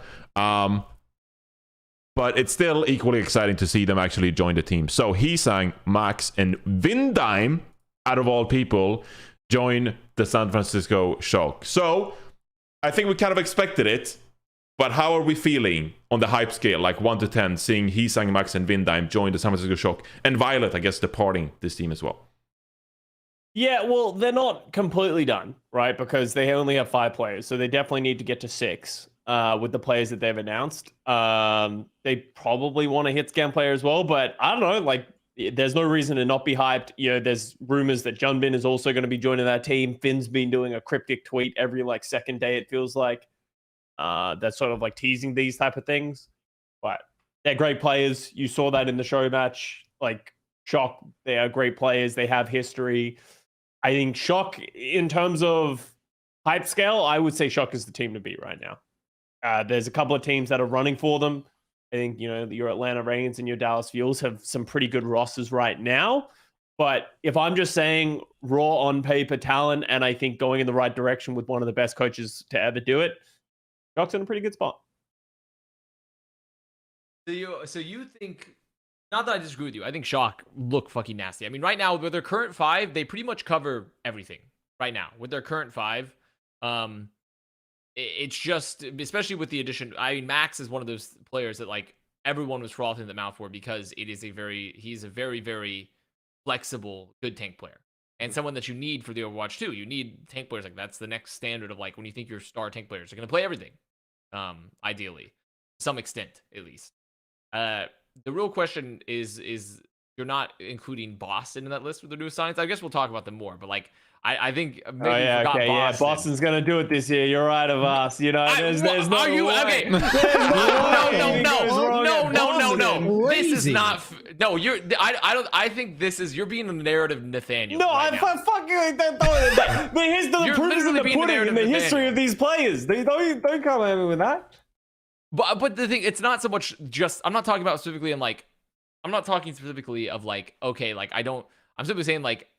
There is a 100% a real possibility that team, with how stacked the roster is, could win the league. That's what I'm saying. Sure. Do I believe they're going to win the league necessarily? I'm not necessarily saying that. I'm just saying that they should be, just by the caliber of players on the roster, it should be mentioned in the same breath as the other teams. Yeah, I got it. Like 100%. But yeah, I think Shock, I mean, they're looking fucking good. I'm interested in either 6th. Realistically, I just want to see their 6th. I think they probably need. I would imagine if Violet is gone, did we ever get a confirmation that Violet's gone? Confirmation. It's not in the tweet. Like the "We Are Your 2023 San Francisco Shock." Violet is not in the tweet, and so I guess this is like what are we doing? So we don't. And then I know Violet's been sad posting a bunch of Shock. He has been sad posting, yeah. So I don't actually know what if Violet is for sure gone, but it seems likely. But they probably, if you're thinking about what they need, they probably need another flex support more than like. To help round out this roster, or another tank theoretically. But if you get Max, you shouldn't have to get another tank. So you don't think they want Jumbin? They just I mean, I'm not saying it's impossible, but it's like, do I really? I don't know. I know Vindim's great. He's really, really good, and we've seen some flexibility from him. But is he really in a hard double flex meta? Is he going to be like the guy in that meta, right? When you see a lot of other teams making sure to double up, I don't know. I'm not sure. Like, he's been good. We've seen flexibility from him, but most of his brilliance has been on the main support role. So. Well, I would feel like another flex support would make sense for this team, but who knows? I mean, we'll just right now, even if they don't get another one, they'd probably still be. They're flexible enough to where they'd be fine. I think. I think that they need a hit scan before they need another flex support and a thing, and not like a hard hit scan who's gonna bench prop or anything. I think that they need like a Widowmaker player that just is going to free up Proper to be able to play whatever the fuck he wants. Like someone who's willing to sit on the bench for 99% of the time until Widowmaker becomes meta or something like that, and then they dust off the sniper rifle, and then... I will say that, they even got to the point where, towards the end of the season, they were like, hey, Kilo, play Sojourn so Proper can play Widow. Yeah, but like literally anything, right? Like they need someone, because like as far as I'm aware, he's saying... it doesn't have a great hit scan or that kind of stuff. Like, you probably play it in a pinch, but like, I just think if you're going to have a championship roster, there's no reason to not sign like a pretty good Korean hit scan player for like minimum, and just like be like, hey, you're probably not going to play. We just want to be careful, because I actually believe in Finn and Vindame to be able to be quite flexible. I think they're both very talented young players. So I actually believe in that. And I think if they get like Junbin plus a hit scan, I'm like, this roster is incredible. Absolutely. I actually think like it's as someone who's like assessing these rosters and like trying to predict like whether they will win stages and championships, it's actually quite hard for me to like truly believe in you as a team if you only have 2 damaged players. Like you could even have Proper and Heesang, but to me there is still the added kind of flexibility of having a third player to not even like bring in a niche hero that perhaps you need in your arsenal, something like a Widowmaker, but just bring like a different mindset, a different playstyle at times, because there are going to be points in the season where your players are stuck in a ways. Maybe they like got some mental hurdle they have to clear. Maybe they need like a second set of opinions to like try to improve how they're playing a certain hero. Having a third damage player, it just like alleviates so much pressure on 2 damage players to perform on all heroes and always make the right flex and always be like in total control of the game. So yeah, I think if you're trying to win shit, you need a third damage player. It just makes it so easier for me to take you seriously as a team. I also think it's a dangerous game to set a precedent of like, yeah, Proper, you got this, right? Yeah, nah, good, sweet, love you, man. Like, you can't just rely that he's going to be able to pick up the slack wherever the hole ends up being. Yes, he did it this year. He'll probably be able to do it again this year, but I think not giving him that sort of safety net, I agree with you, Johnny, it is dangerous. Hey, even give it to Heesang, Like, you can be like, oh, Proper's the MVP, he's a known quantity, Proper go kill. Yeah, sure. Maybe that works out. Like, maybe we have enough tape at this point where, like, you trust Proper in that. But he's saying, at the end of the day, he's still a rookie. Despite the fact that we knew, even dating back to last year, the last couple of years, that Heesang was going to be one of the most promising talents in the league, he's still a rookie. And having a third player, striker, to like help out, like that, I think that like can actually make a difference in the team environment and like try to make sure that some of these players like adapt. I mean, it's a pretty shitty example, but if you want to mention like Parefan, like he had a rough time adjusting to the league initially, and sure, he was coming off Valorant. There were so many more different like aspects to him joining the league finally and returning to Overwatch. But that's still an example of someone who like took time to adjust and then started to pop off, for example, for the Stage 1 finals. But there's a brief period where like maybe you can't just rely on this player to come into the league and pop up instantaneously and like be a world-class player. Like, there's a lot of mental aspects to the game as well, and I think rounding out the roster is really helpful in that regard. So, yeah. So I think we're all kind of waiting for them to round out their roster and see what they'll be bringing in its entirety this year. They look good, though. They're very good. That show match that they did, obviously it's a show match and everyone's just fucking around. They were way better than the Dallas squad, in my opinion. Yeah. Like, Shock had to like throw to keep that interesting. So. Yeah, you laugh, but if you watched it, they straight up like threw a couple of fights just to keep the game going. Yeah. But it's a show match, dude, right? imagine Well, weren't they supposed to play every single map anyway? Was that the Yes, rules? they played all 7 maps. Like, so I mean, I kind of No, like. were they supposed to? I think No, they were. They would no. I They thought were. They were going to stop it if they got to 4, but like as I Really? said, Oh. yeah. Okay. I think it was like, well, at least that's how Kalios and Wolf were selling it. They're like, oh, you know, if this is match point and that kind of stuff. So. I was really hoping when I have to cast the show match. Yeah. Are we talking about that at some point? Because I really wish they fucking just played normal Overwatch. I'm going to be honest. Yeah, I think a couple of the game modes are kind of fun, but like when you say show match, I'm like, oh, okay, cool. Like we've had this before where pre-season we've had a show match and it's like, okay, we're just playing meta and we're playing like the fucking game. But the fun game modes, I'm about to see fucking custom games, Tinder Watch being fucking 18 played, plus like, only. 18 plus, like chill, no kill fucking lobbies. Yeah, I was a little bit disappointed in that regard, I will say. It was fun when we saw real modes, but having a fucking Zarya and Ryan, I was like, okay, I have had enough. I like the Riz show match. The Riz match was good. The Riz match was fun. match. I will say this is a complaint that's not about the show match. I'm really happy that teams are at least taking some sort of effort to be like, oh, we want to put on some fun things here and there. Like, yeah, very happy absolutely. for teams.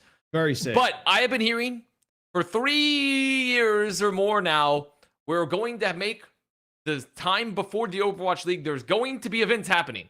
Oh god. There's going to be stuff happening before the Overwatch League goes on. I have been hearing for 3+ years now, and I have yet to see shit. I have yet to see anything.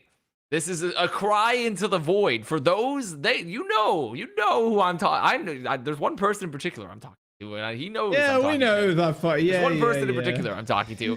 I've been here for 3+ years now that we're gonna do shit before the Overwatch League starts. When are we gonna do shit before the Overwatch League starts? When? I beg of you. After 5 years of the league. Well, on the talent side of things too, we've been anything. told that as well. Where it's like, okay, so we're doing preseason shit this year, and I'm like, oh, fucking Every sick. year they tell us. Literally, Yeah, I'm like, anything. I Anything at cannot all. wait to do preseason shit because that is some of the most fun stuff. Because it isn't, yeah, sure. If we're playing normal game modes, that's fine. Honestly, I don't give a fuck. But it's a lot, it's a lot more fun building up hype towards the league eventually starting. And I'm like, hell yeah, I can, work again. PogChamp. I mean, we'll see what happens, but come on. Give me some. Johnny, don't say we'll see what happens because don't at say this that point, shit, bro. We have precedent. guess what, bro? I was optimistic Half the for a teams in the fucking- fucking league don't even have rosters because they just cut up the contract, bro. Yeah, but there's shit. always a fucking reason. Like that's what I'm so sick of. There's always a fucking excuse. Do you want Shock to get why- fucking Emong involved? Do you want Flats to be represented in the San No, Francisco Shock? You know what you could do, Johnny? You don't even have to play the game. Why You is could the do deadline so far back? Like, content. Just any sort of fucking content as well. Yeah, you don't even have to fucking get the teams and shit involved. Just give the Overwatch League channel some fucking content in the off season. I said to them before the fucking season ended, hey, I can do fucking content. We can do an off season Overwatch and shit like that. We can invite these people and shit. And it's just like this another fucking doesn't shit happen because for some reason there's just no like incentive to do so. I kind of understand there's no incentive because you don't want to put money behind it, but like, fuck. Just like something. You've been saying this for so long. I mean, just put videos out, bro. Honestly, I don't think you can do it any different way. But a big problem is that essentially the Overwatch League finals and the World Cup finals usually conclude around the same time, and so then you're like, oh, we need a brief period for both of these products to calm down and have like an off-season type. Because realistically, you'd have it like the NBA, where like the actual international tournaments and stuff like that, they actually happen during the off season. But because World Cup is synonymous with BlizzCon, then you're like, oh well, Overwatch League finals also conclude around BlizzCon, and so it's just a messy situation where the two most popular Overwatch esports products conclude at the same time and in an off season at the same time. Because like otherwise you'd be like, oh, let's start up the World Cup qualifiers in January. I don't know, that'd be something at least to fill the void. But here we are. I think it's more just because I definitely agree you take a break, right? With even if they do finish at the same time, everybody's taking a fucking break for Christmas. You need to at least relax and like not do shit, right? But as soon as you enter the new year, like now, it's like, okay, cool. Like say the league starts in fucking April, March time, like what about February? Like at least a month before. Like there just needs to be something. We We just went through an off season where we had 6 months off, right? And you know what we said at the end of that? We can never do that again. We can never do that again. Yeah, right now, I believe someone was telling me the current roster cutoff to have 6 players on your roster is like mid-March, right? Which means Okay.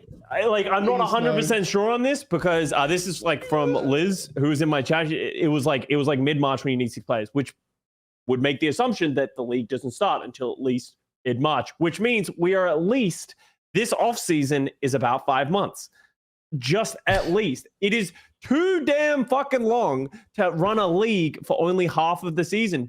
And if you are going to do that, we need, dude, Avast, it just goes on to Avast. He's dead, bro. Like, you can't have this long because no one can leverage anything. What do we do for 5 months off in an off season? We don't have any content happening on the outside. We don't have individual leagues. We don't have anything happening around that as well. So of course our league is dead because if you only run for half of a year, no one is interested for the other half.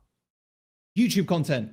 We're on the fucking YouTube. Also, We're on just YouTube. because half the teams don't have Give me some rosters, there's fucking still content. like 12 more teams. There's still 12 more teams tons to of do things stuff that for. you can do. You know, the Legends thing of it, where it's like Dallas Fuel is like, or Shock 2, which is like, hey, let's invite someone back over to some more players for a show match. Let's fucking give them, you know, maybe, I What don't if know, we someone just decide or don't? something. You don't What's your have to Venmo? have rostered players. There's so many options. Yeah. There's so many things. It There's could be a literally great trial period for teams of like, they don't have to fully sign this player, just play him, right? Like, just anything. Just give me anything. Just Yeah, a crumb. imagine if we had. Oh, that would be so fucking cool. Honestly, this would be a really cool idea. Of like, you took like your current, maybe some rostered players, but like you literally imagine you had a tryout tournament preseason. Yeah. And it's literally running a tournament with stakes, with not like a huge prize pool, and you just played your open tryouts. So it's the in the NBA tournament. Summer League. Why not? Just let the players make their own team. Let the players make their own team. Yeah, Be like, or make hey, the players there make is their no own team. limitations. We're running a. You know, they gave $10,000 to fucking Yaki to play a Firefight 1v1. If they were like, yeah, hey, get we'll give fuck $20,000 as a prize pool. Korean players, we'll have one in Korea, we'll have one in North America. You guys can make whatever fucking team you want. Whoever wins, wins, and wins the money. Yes. Boom, there's content. There's just so many options, and they just broadcast on the Overwatch League YouTube channel. You know, it's like, and you get some casters, and like, who knows? Maybe even a death for it. Like, right? It's like there's We'll do so many casting options. couch, bro. We'll just sit in a fucking big sofa Please, together. Desk. All the fucking boys in LA. Yeah. Just Yeah, like, but we the just point get a being big is just like, sofa and like they fuck can do around. so many Just things that don't something. require the league to have to boot up entirely. All the gears don't have to be turned and fucking oiled. Like, you just use portions of it. Like, it's just I'm just like still blown away that after this many years we still are not doing the shit at all. And I get there's crazy circumstances, but eventually, like, okay, well, you know what the great part? We can just do this shit online. Who cares about the circumstances? Yeah. So, like, it doesn't whatever. need to be perfect. It can be scuffed off season, and that is fine. Yeah. I don't want to speak for everybody else too, like, but especially on the talent side of things, a lot of us don't. Oh, it's off season, to be fair, in lots of games. Like the League of Legends people off season, fucking Valorant people, it's off season. You know, like, well, everybody's waiting for their various leagues to kind of boot back up again. We're not doing a crazy amount unless you're fucking traveling, or unless you're like 24/7 fucking streaming and shit. Like, there is definitely time to be carved out for us to be involved in that shit too, and to build fucking hype and just do random fucking shit. There is like, I don't see a world where they're like, oh yeah, but we've got no one to produce and cast. I got a fucking camera, motherfucker. I got OBS. I can do that shit. You know what I mean? Just be like, hey, we're running this simple tournament. Stuff. Yeah, There's contenders players that'll boot that shit up and run it themselves because they got they want to, right? It'd be a great opportunity for maybe it's just after the season, right? And like, not all the Overwatch League players want to play in it. Not all the Overwatch League talent wants to do it.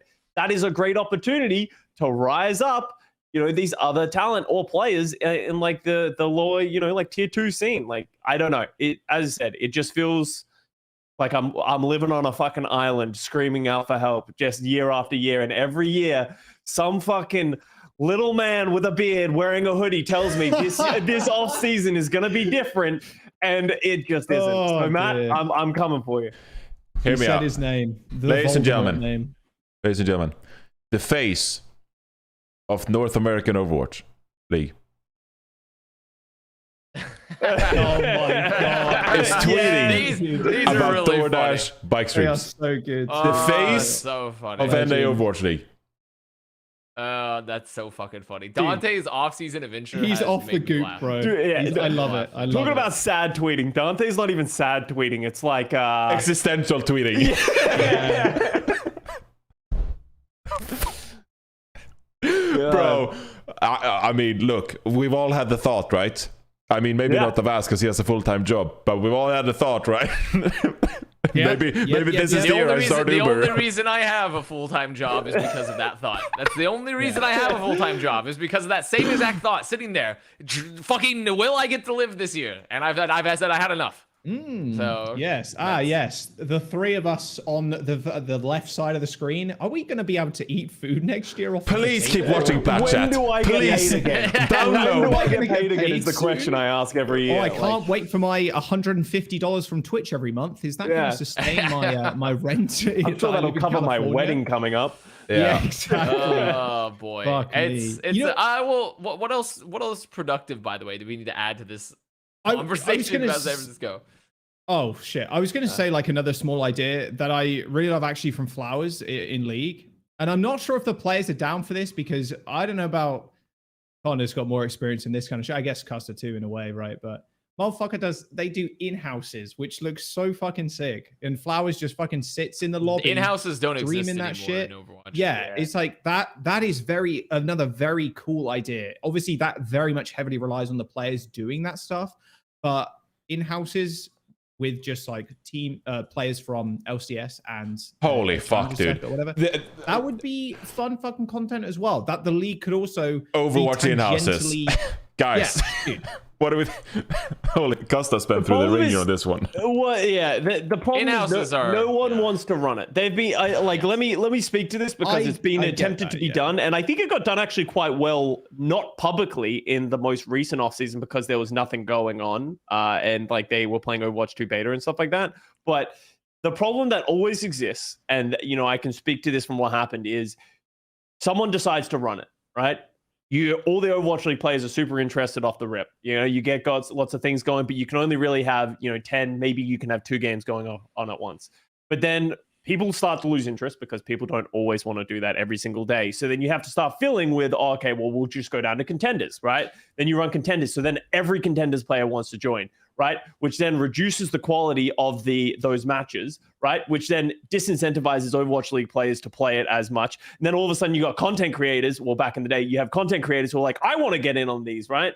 Which then disincentivizes Overwatch League players. So it always starts, runs for a little bit, is great for a little bit, and then eventually it depreciates. If someone was going to run this, I would say you do like a 3-day event and you give incentive for Overwatch League players to play. You run it as a 3-day. For 3 days, we're going to run pugs from 6 p.m. PST to 10 p.m. PST or like midnight PST. You run that for a few days, and then you give a week or two and then you come back in the off season, right? And then you do it again. Yeah. That does remind me. I don't know if you remember, Scott, of the alpha tests.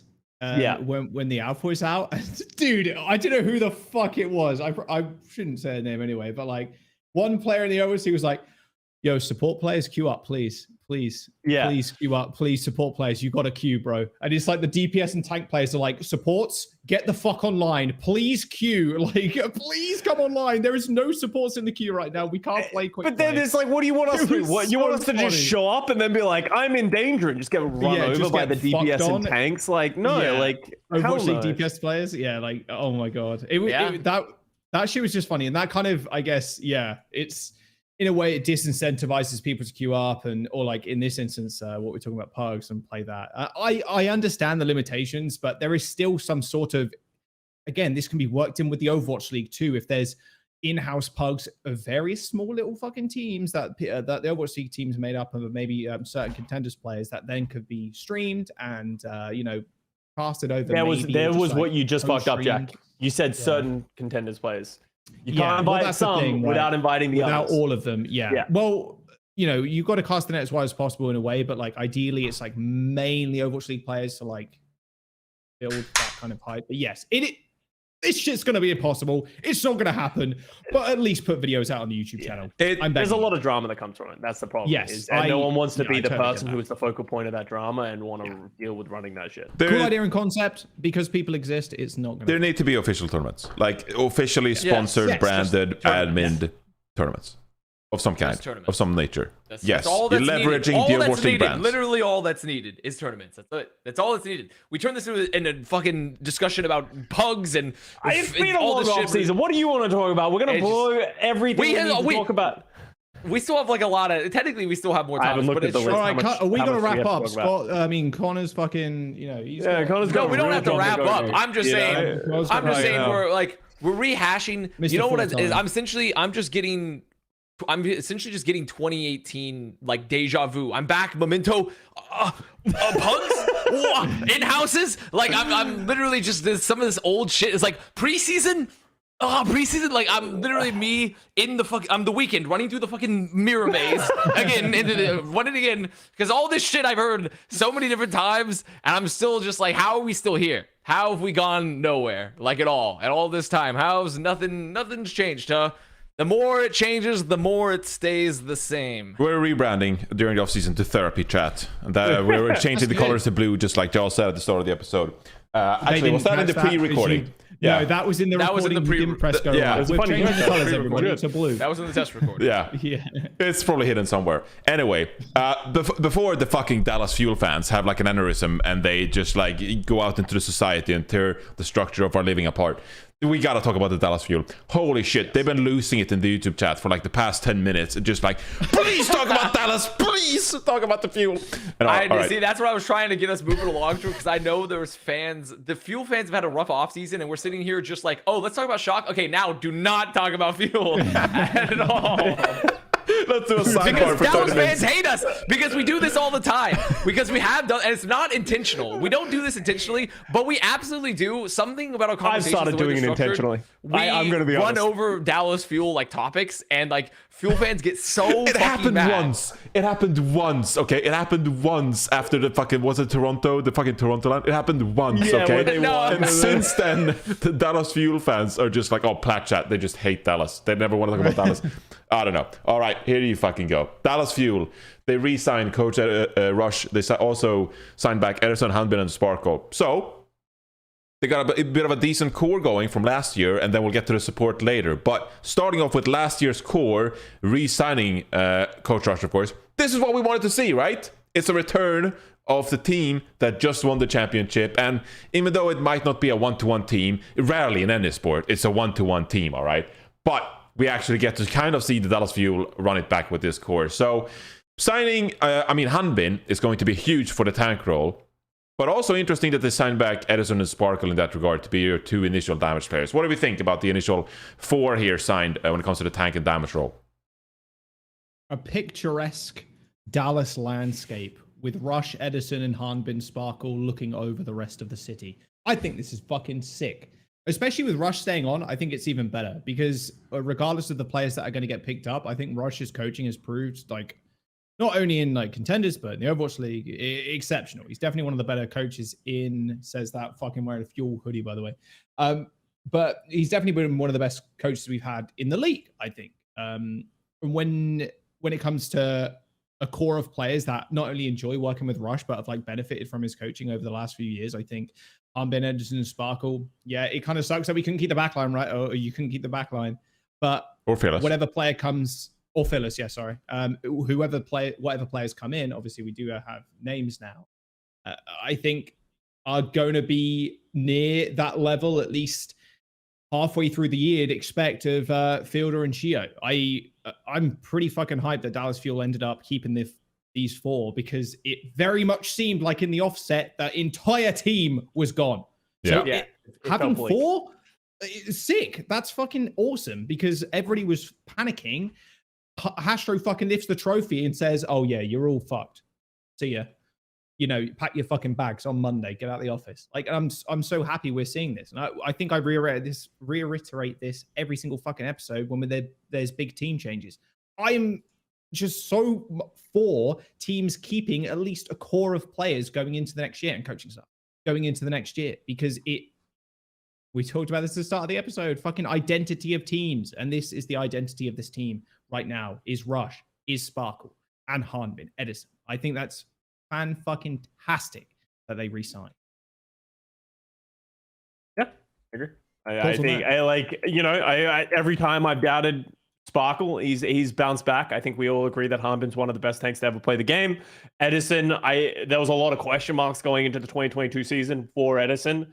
I think he proved a lot of people wrong, especially towards the end. Like, he was one of the best hit scans we've had in the league in those playoffs. Like, he went toe to toe with Proper, who was firing on all cylinders when no one else could stop him. Edison stopped him, right? He showed up and he went against him. So I don't think you can doubt any of those three players.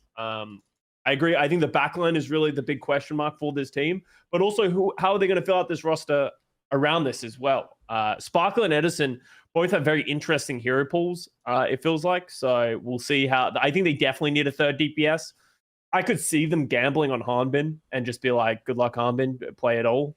And I think he's one of the few players that many of us would be happy to see do that. Bliss is a great contenders main support coming out. And MCD is obviously controversial for a lot of different reasons.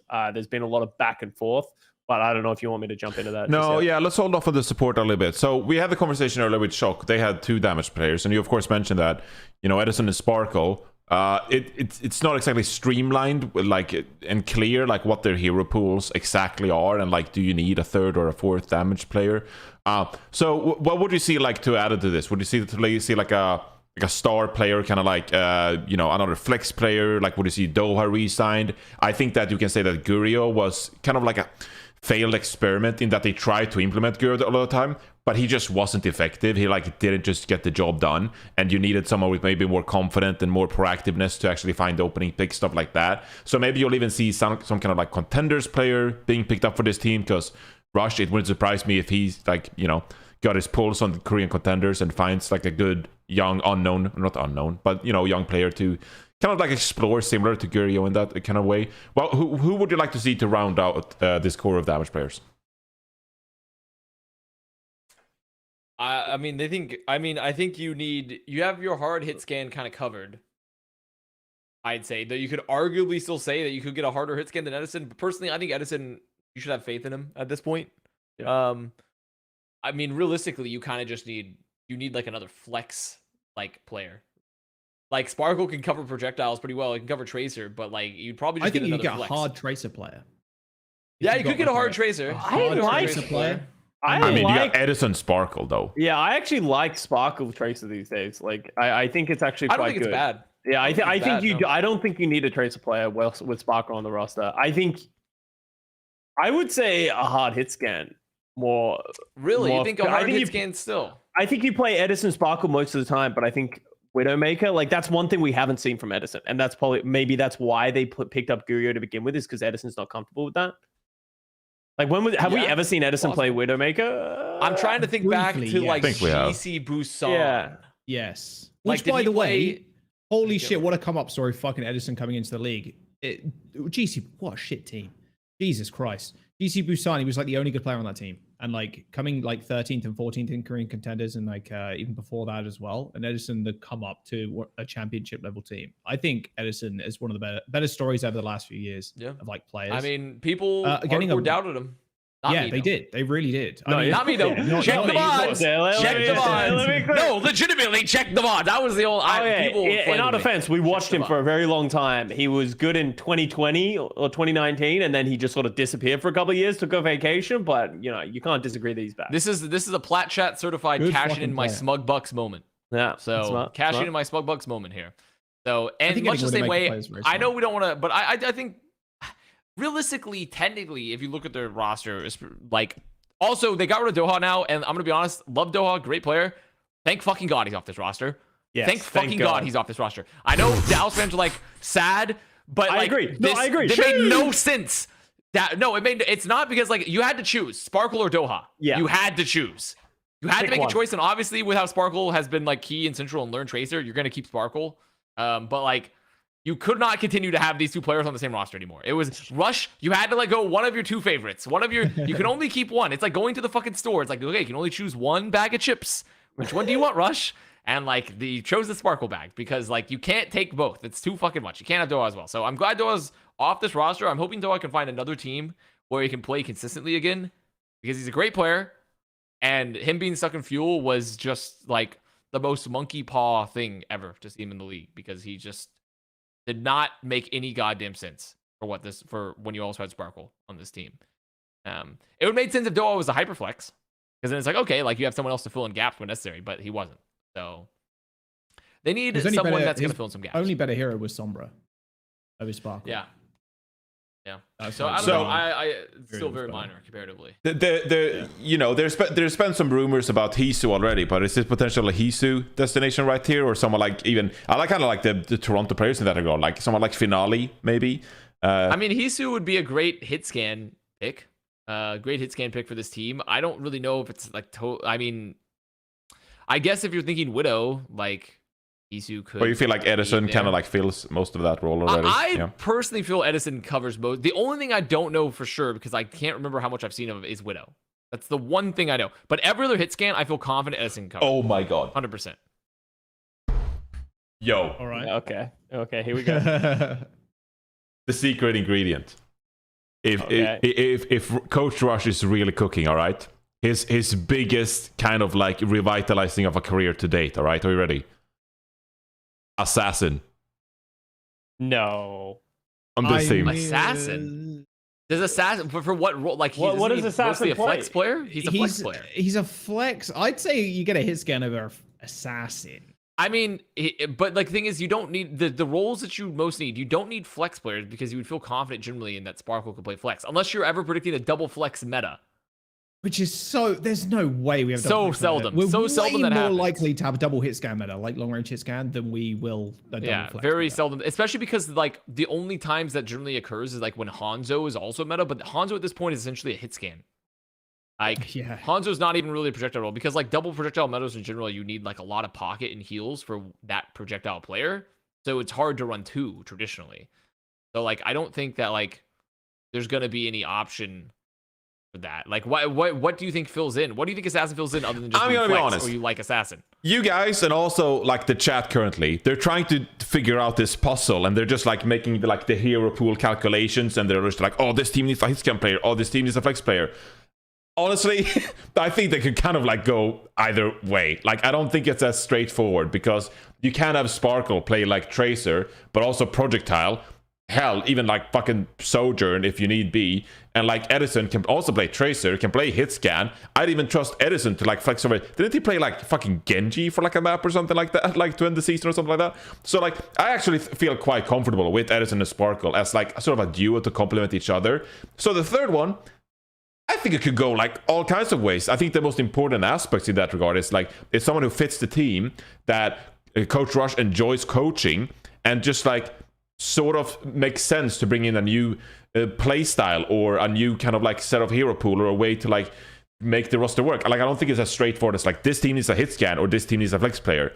I think with the current two you have, that's not really as, you know, predetermined as for some other teams that clearly lack a hit scan option, for example. So I think it's up in the air. I think Coach Rush can like add whoever he wants, and I think a Tracer flex makes sense though. Really fine. Realistically. Really though? Why though? Because you have Edison and Sparkle who can both play Tracer. Well, no, but it's not. It's more so you have the option to, when Sparkle can flex, you play them, or you have the other guy play flex, but they also can both play Tracer. Like, it adds more because you need someone that can flex Tracer. Even if it's a hit scan player that can play Tracer too, having another option so the Sparkle or could flex onto something else is great. It's just good. It's like, that's the big thing, because the big crux of this roster, Edison, his role, he's pretty flexible.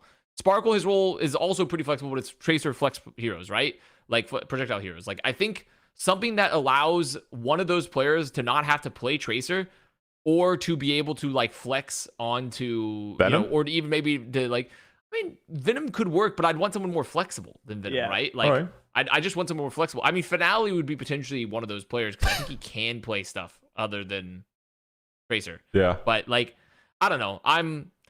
There's a lot. Realistically, they're once again in this weird situation where I think their DPS are great. I think they're like in a very good spot.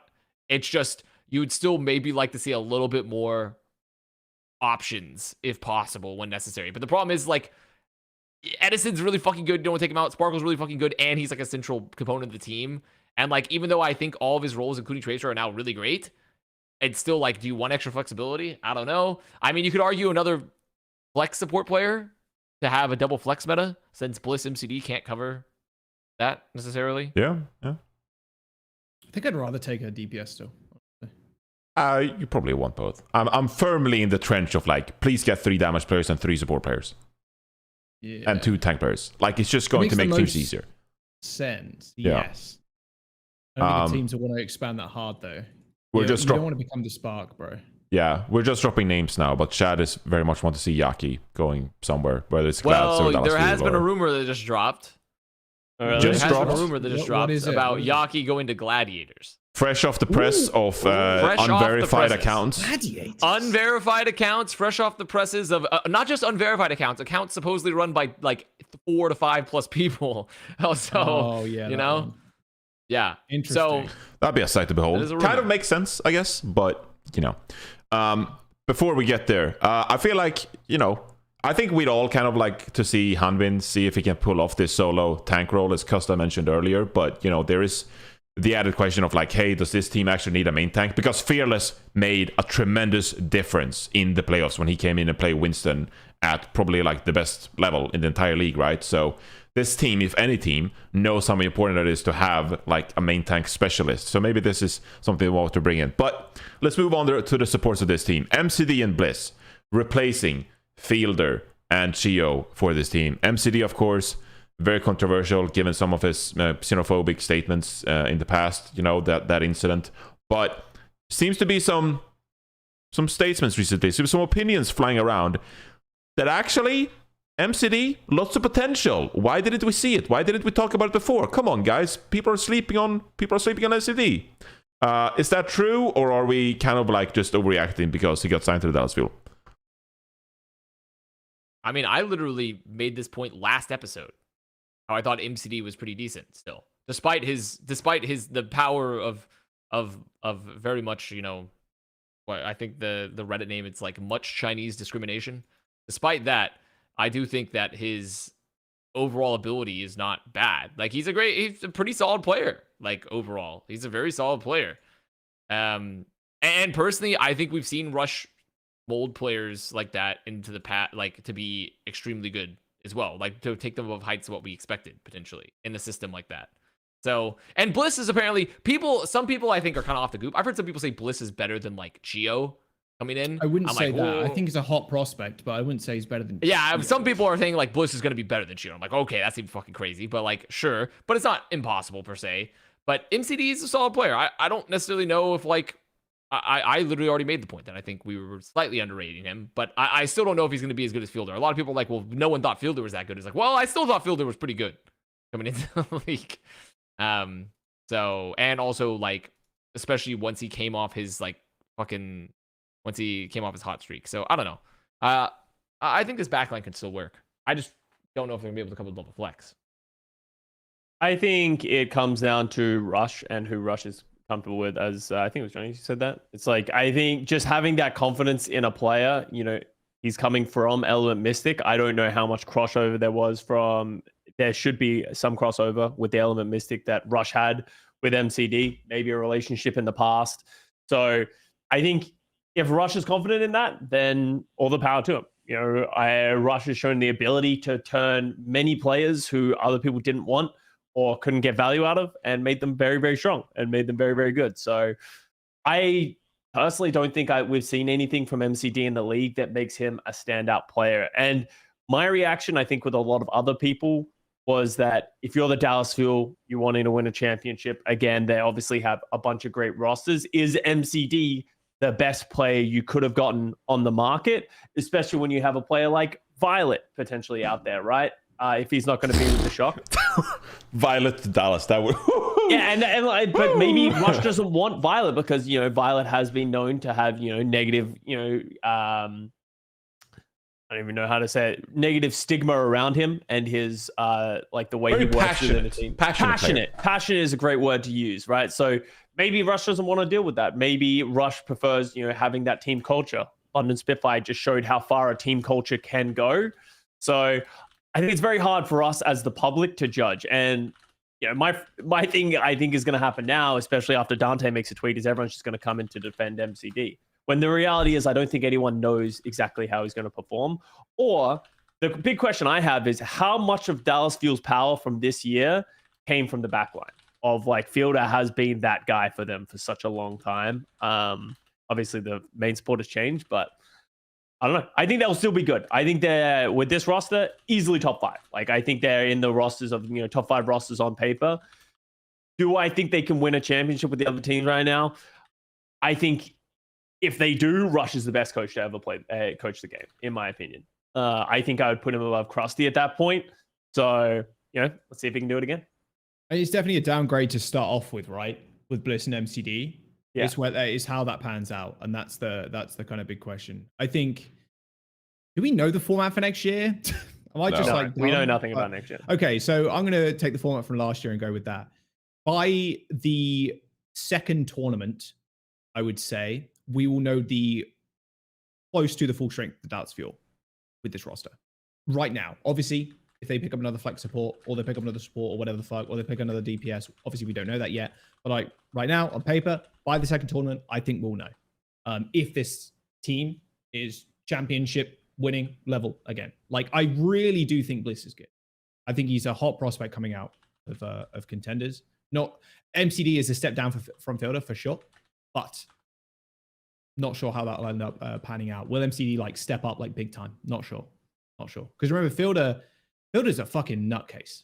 Like, I wouldn't say he came out of absolute nowhere, but he was definitely a player when he entered the Dallas Fuel with this roster. We were like, holy shit! Like, you have to step up big time, and he did, and he like blew people's expectations out of the fuck. So. I feel like you have to be pretty bad at the game if Hanbin is your main tank, and you don't like utilize that to your advantage to have good performances. So in the case of someone like MCD, for example, like he's clearly going to be better enabled to play well in the Dallas Fuel with Sparkle, Edison, and Hanbin, whether, compared to the team he had at the Boston Uprising, right? So that's going to help his game, and he's going to look better in that regard. He's going to look better this season, and if he doesn't, then, like, I don't know what the fuck's going on. The crossover was about 4 months on Element Mystic before Coach Rush went to Paris Eternal. So it's not huge by any means, but, he's obviously coached a player. That's enough. Size of That's 4 months is enough. Yeah. And Esports too, like, in this, how the seasons go, that's quite a lot. Yeah. And as you said as well, Joss, like, I think, I wrote a similar tweet about the San Francisco Shock, like, regardless of the fact that Shock's roster is fucking stacked, and without, just, like, changing the conversation to Shock again. But, like, I think for a lot of these teams, you honestly almost, like, divide the season into 2 separate, it's the first half and the second half. And if things don't work out in the first half, you leave yourself a smaller roster to allow yourself to explore adding personnel.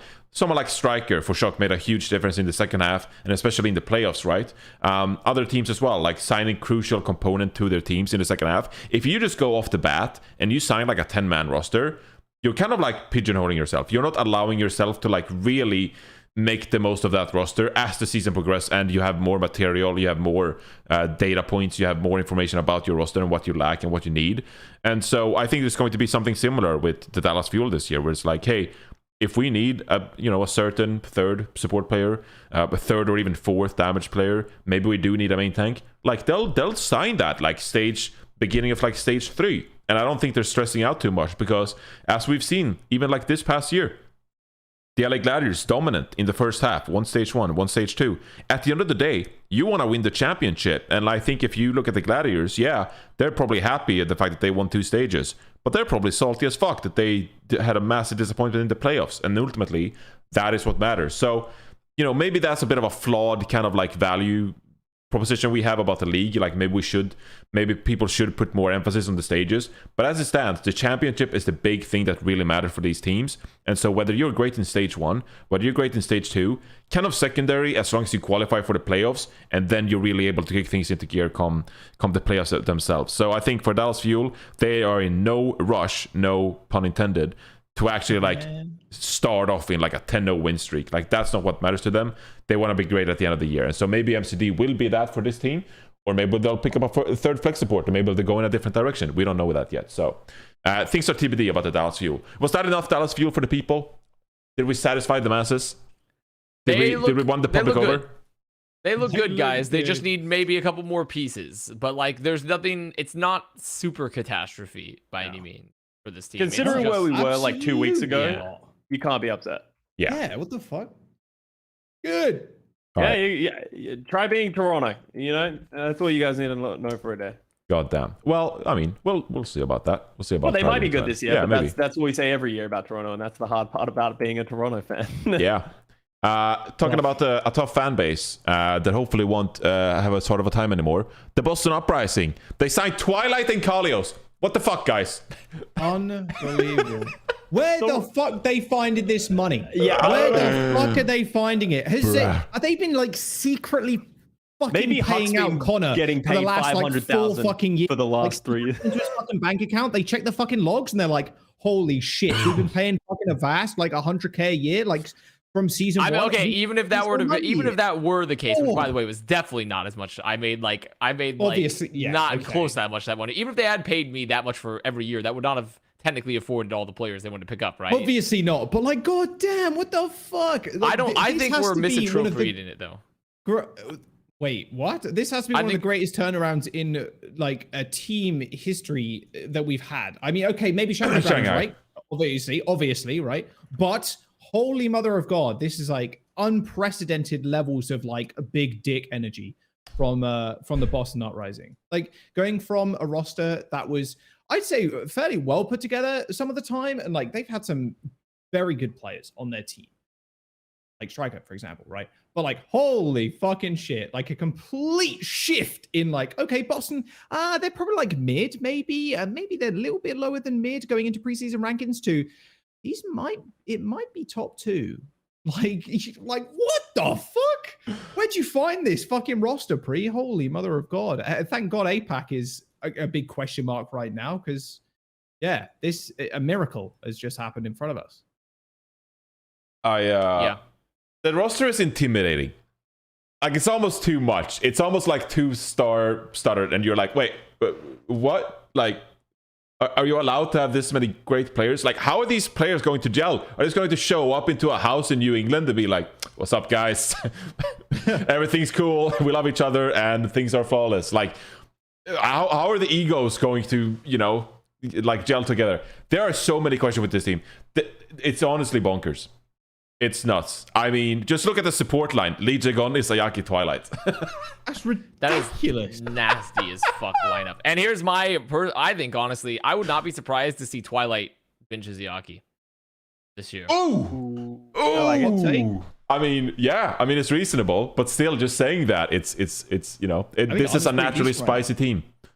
Going to be one of the best take-generating teams. I personally, I will say, I think the one thing people are kind of attributing this to, like, and I know you were joking, Jack, for the most part, but like this, like, where's the budget here? And I'm like, I don't think the budget is that crazy. I'm sure it sounds like they have increased the budget than they have somehow. They've actually been like, actually, what if we do spend some more money? But also, I just think a lot of these players, because of the APAC explosion when this roster was formed, and just the general ecosystem, I think this really, when you think of like what this roster could have potentially cost a year or two ago, I bet it's a fraction of that cost right now.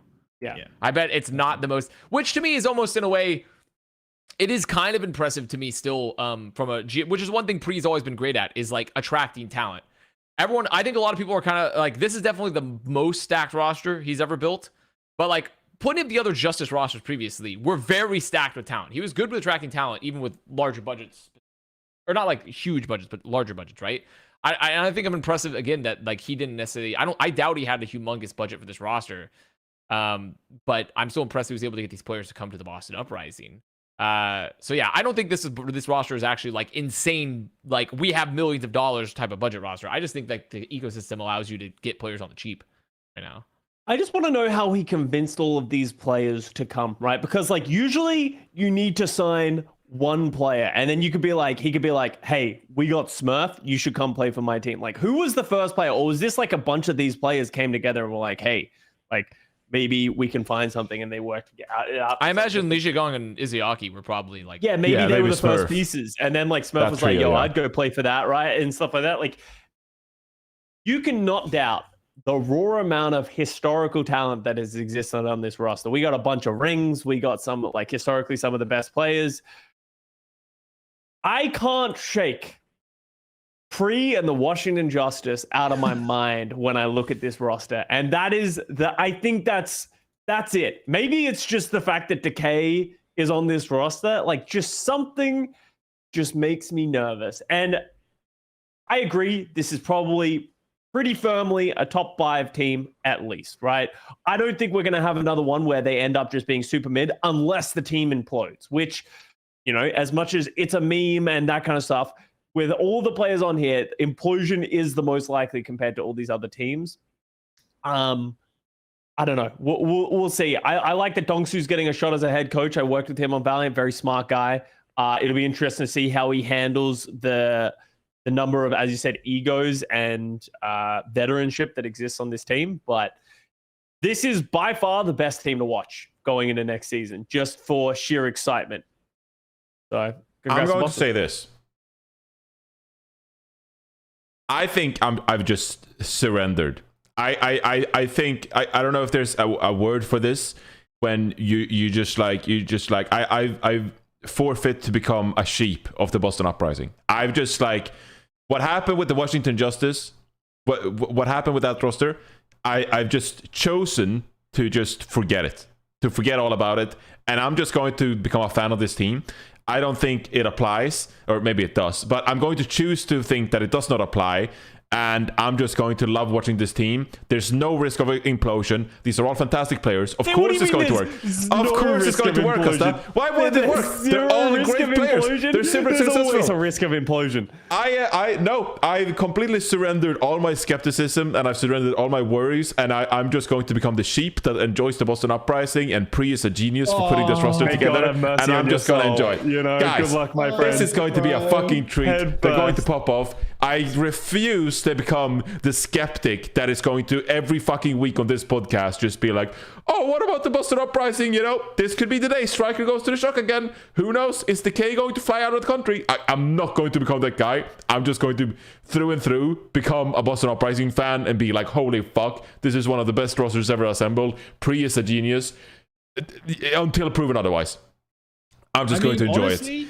I understand where the Washington Justice came from before Striker, before Kalios, and before Twilight. Because then you're like, oh, so you signed Legion and Isayaki with Smurf, with Decay and Birdring. Like, Decay, Birdring, is that enough? Like, is Smurf going to be able to gel with Isayaki? Sure enough. But now you signed fucking Kalios, who was one of my off-season gems, where I was like, this is the fucking Swiss Army knife of like the off-season. Any teams who signs Kalios, I'm fucking on board. You signed Twilight on there. Like, I don't even need to mention it. And you have Striker as well to help out with Decay and Birding. I'm just fucking on board. I am on board. I surrender all of my fucking, what is it called? The amygdala fucking interactions with my brain. I'm just going to enjoy this team. And there are no worries at all. No, zero on the panic scale. Props to you, Johnny. Props to you for being publicly just hyper delusional. That's honestly, props for admitting that. No, he might it's be not right. delusional. Kalios and Twilight round out this roster very well. Before the Kalios Twilight, I was a lot more terrified. But now I'm like, okay, they got some redundancy in there. They got some. They're pretty well rounded. They have 2 tanks. They have 3 DPS. They have 3 supports. Really, if you have the budget to be able to sign the quality of players that they have and all of that there, that's good. All right, the next point that needs to come in here is, and this has happened not as much in Overwatch, but I guess the only team that's ever done it is the San Francisco Shock. They have so many talented players that 3 very talented players are going to have to sit on the bench every single map. And that's where a lot of frustrations can lie, is all of a sudden, maybe all of these guys want to play at any moment. I don't know how they fix that. And the reason, if you aren't aware of why so many of us are worried about this team imploding, is when you have a lot of veteran players come together, like quite late in their careers as well, you can have a lot of egos come against each other. You have, as we said, you have multiple championships. You have some people who have been all-stars every year they've been in the league. That can create a lot of tension, especially if the team doesn't succeed early. I think this team needs to succeed early and can't have too many issues early. Otherwise, they might start having issues. All right, can I start making up fan excuses at this point? Okay, yeah, there you go. All right, here we go. Wait, I want to jump in here. Did I hit my head or something?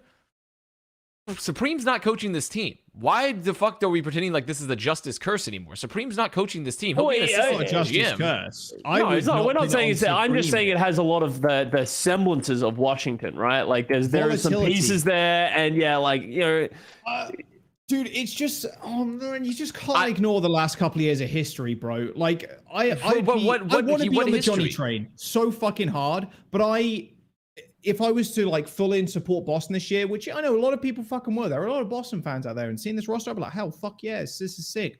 But like Striker maybe leaving the team, Decay like flying home, or like doing something strange and not wanting to play, or like all the fucking rumors that come out when he was on Washington Justice, like I would just be a little bit fucking nervous. I think.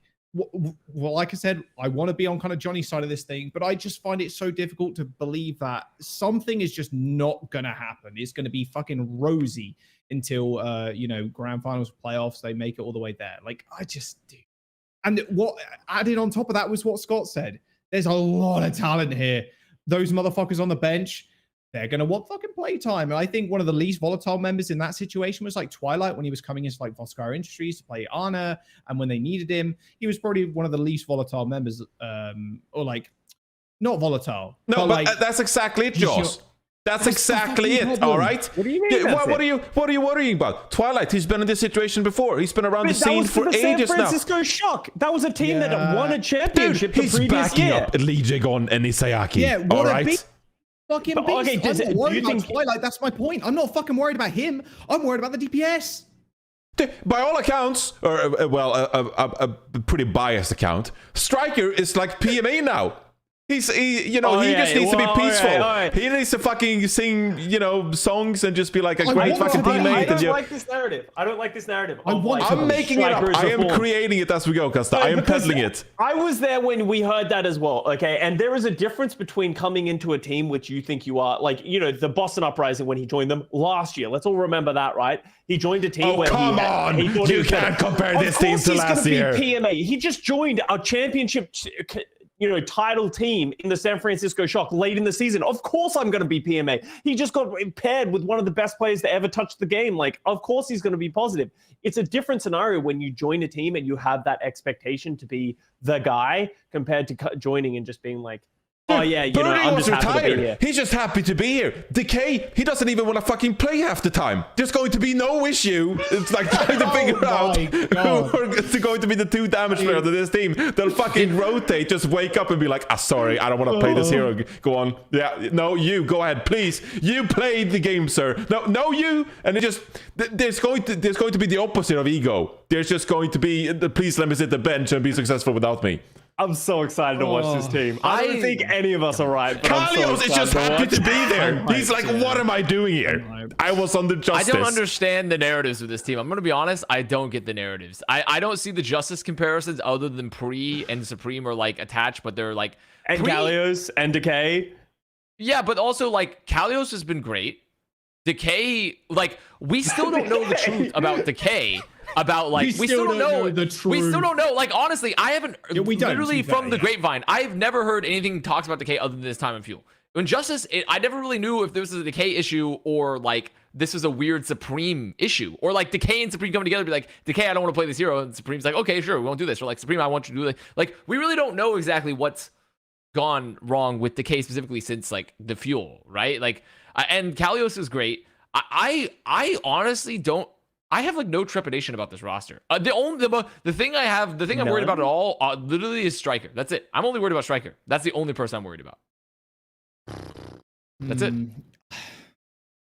Because like Supreme, I hope you're right. That's it. Yeah, I don't see where the narratives are coming from here, because like I can understand this entirely. If you told me, hey, Supreme's built this new roster, Supreme's the head coach again, I'd be like, holy fucking goddamn it. Like, you can't have done this again. And he's like, oh, he's assistant GM. I'm like, oh, okay. But do you think he's going to just be hands off as assistant GM? No, he's an assistant GM. He's not just going to be happy sitting there in his office, like drinking his coffee, like, yes, very content with the roster I built. He's going to be hands on. Especially if he is hands on, if this roster explodes through a history of like some crazy, terrible mismanaged subs and meta decisions and like players just leaving and stuff, I will make this bet right now. I'm not saying this is going to happen. I'm just saying if it does, if this roster gets seriously mismanaged, The pre-Supreme connection is the most virulent, awful GM coach connection in like the history of the Overwatch League. Like, it isn't, if this happens, I'm not saying it's going to happen, because Supreme moving into this assistant GM role, we don't exactly know what his status is going to be. It could be a much better fit for him. But if it falls apart, then I will say this is one of the worst, like connections ever had in the Overwatch League if this roster falls apart. Does it not make you nervous that all 3 of their DPS players have pseudo-retired from Overwatch at some point in the last few years? How did Decay pseudo-retire? Well, he decided to not play for a season. What? And then, like with Dallas, he was like, I refuse to play. And then let's not forget the kickoff clash of the Washington Justice just this year, where it was a Tracer meta and Decay just was like, didn't play during the playoffs. But once again, I'm unsure exactly what that. See, comparatively to like the Fuel situation, where I have much more information on that issue. I don't have. It seems kind of unclear which direction the Decay was. But that's why I say pseudo retire. Like, I'm not saying that like Decay is the most toxic, but like there is question marks around all 3 DPS players. Furthering less so, right? But like he obviously definitely left Overwatch recently, and then went to Apex, and then he's just coming back, right, with Overwatch 2. Like, I'm not saying that all of them are gonna retire or that they're all like massively volatile in that way. It's just there's so many of those just like pieces. Like, we're talking about like the 3 DPS players, we're talking about we're talking about Supreme, we're talking about, you know, how many superstar players they have, who's going to play. That there is more questions being asked on this roster than any other roster in the league of concerns that could happen. Maybe they dodge all of them, and so you know everything what is good. You know what, with all those questions, the most important question that we haven't talked about really yet is they need answers to those questions, and that will have to come to the coaching staff, and that will have to be Dongsu, who was not with the Shanghai Dragons for a year. This is his first head coaching job, and as proven repeatedly, especially the last couple of years, having a great coaching staff, I'm talking not the one head coach, I'm talking about the staff, like a fucking collective of coaches helping these teams out, is so fucking important for the outcome of the results and how successful they are. The fact that they only have one single head coach announced, to my knowledge right now, in Dongsu, who is a first-time head coach, and Supreme is an assistant GM who will, you know, I'm not going to rule out that, like, if things start going wrong in stage 1, Supreme is like, what buttons can I press? Like, you know, get my finger on the pulse. I got this itch. I gotta wake up and, like, at least give, like, an opinion or a thought, provided Dongsu, and, you know, I would have been so much more tremendously inspired and excited about this roster had the head coach been Rush, had it been Moon, had it been Krusty. But the fact is, we have a first-time head coach with no assistant coaches announced to this team, and then you have like Supreme waiting in the wings as like an assistant GM. But I don't mind Supreme as an assistant GM, like as a supportive role as much, because it could be a much better position for him. It's just clear that was not handled to be a head coach. Absolutely. Yeah. But Dongsu needs assistance in this. There's so much shit to this roster. Good shit. There's so much good shit to this roster that you need like multiple staff members to help out. I think that is by far the most valid criticism. Is Dongsu had a year break and has not been a head coach before. And this is like, now that sounds like a pre-moment. When we talk about building a coaching staff, is like, ooh, we have gotten the guy that's never head coach for this insanely stacked roster with some potentially turbulent, personalities. That is like okay, this is a classic. Bree does a lot of things great. Every time, the only criticism I've ever had of him is his coaching staff selections and his staff selections for building his rosters. So I'm hoping that changes this year. Because if that remains stable, I think this roster should be really good. I think this roster should compete for like a top 3 spot in the Overwatch League if their staff is good. Yeah, I agree. And again, Custa is the only person in this call who's had any interactions with Dongsu and knows anything about him. But yeah, he benched me. So oh no. I got nothing wrong with the guy. Like, I honestly, like, yeah, he was a big proponent of like, yeah, maybe we should play Kugi, but I got nothing wrong. He's a smart guy. Like, he is a smart guy. I think he did a lot of good things for Shanghai Dragons. I think he is very analytical as a head coach. The thing that does concern me about him is he was a quiet guy when I was on that team. Obviously, he's a Korean guy. He didn't speak much English when he was on the roster, so it's hard to really do that. But how is he going to navigate that question of, like, as you said, veteran presences, a lot of players who have worked with some of the best coaches in the world. Is Dongsu going to be able to command that respect from these players? And that's going to be something that we don't have the answer to for a little bit. So I agree with your point, Johnny. To draw a parallel, I think this team, with all the stars they have on this team and all the questions, this team needs like a Get Amazed, an assistant coach. It does not need a JMac. It does not need like the fucking massive big brain coach to like iron out the compositions, what compositions are we going to play, what are going to be like the rotations we're going to do. They need like a mentor and a father figure and someone to look up to figure out who is going to play and how to get along and how do all these people like gel with each other. And I'm not saying that Dongsu can't do it, because clearly I don't know anything about the guy. I have no insight, zero, like literally making it up what his philosophy is. I have zero insight whatsoever, but that is a question for concern and something that my responsibility as an analyst of this team is, or not this team, but of the Overwatch League is, to figure out how Dongsu is going to figure that stuff out and how he's going to approach coaching this team, and you know what kind of like personality he'll bring as a head coach, because that is going to be massively important for the success of the Boston Uprising. Also, we can speak to this. Sorry, John, I want to hit one last point. Go for it. Because, like, about the coaching point is, like, me and you were in there. We were actually fortunate enough from Dallas Fuel in the playoffs, going into that playoffs. We were able to actually sit in a scrim with Dallas and, you know, talk to Tasmo, watch how they were coaching. You need a coach. The thing that makes Rush so good is he is literally watching Sparkle play. Sparkle's playing incredibly well. He is popping off. He's one of the best players in the thing.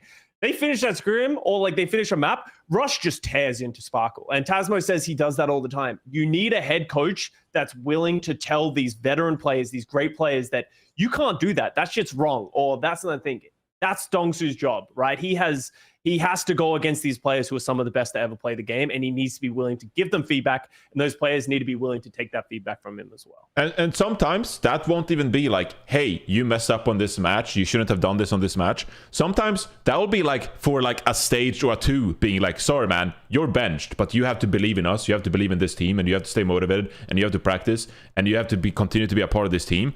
That's one hell of a difficult fucking question, or like the topic to address, when you have a roster of this caliber and with this much, you know, star player potential and stuff like that. So anyway, holy shit.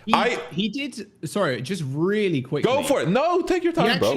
It's the fucking off season. I'm not doing shit. That's true, yeah. He actually coached Twilight on Kongbox, which is I was looking through his the Kongbox connection. 2016. Yeah, like, I'm digging into the fucking archives, bro. I'm like, I was just curious if he's OG on that team. Like been Gamsu? Around. It was Gamsu, Zumba, Twilight, The Hell, Myunghoon, and Liz. Obviously, none of them now play the game. Twilight, obviously, being one of the oldest players to ever be still around.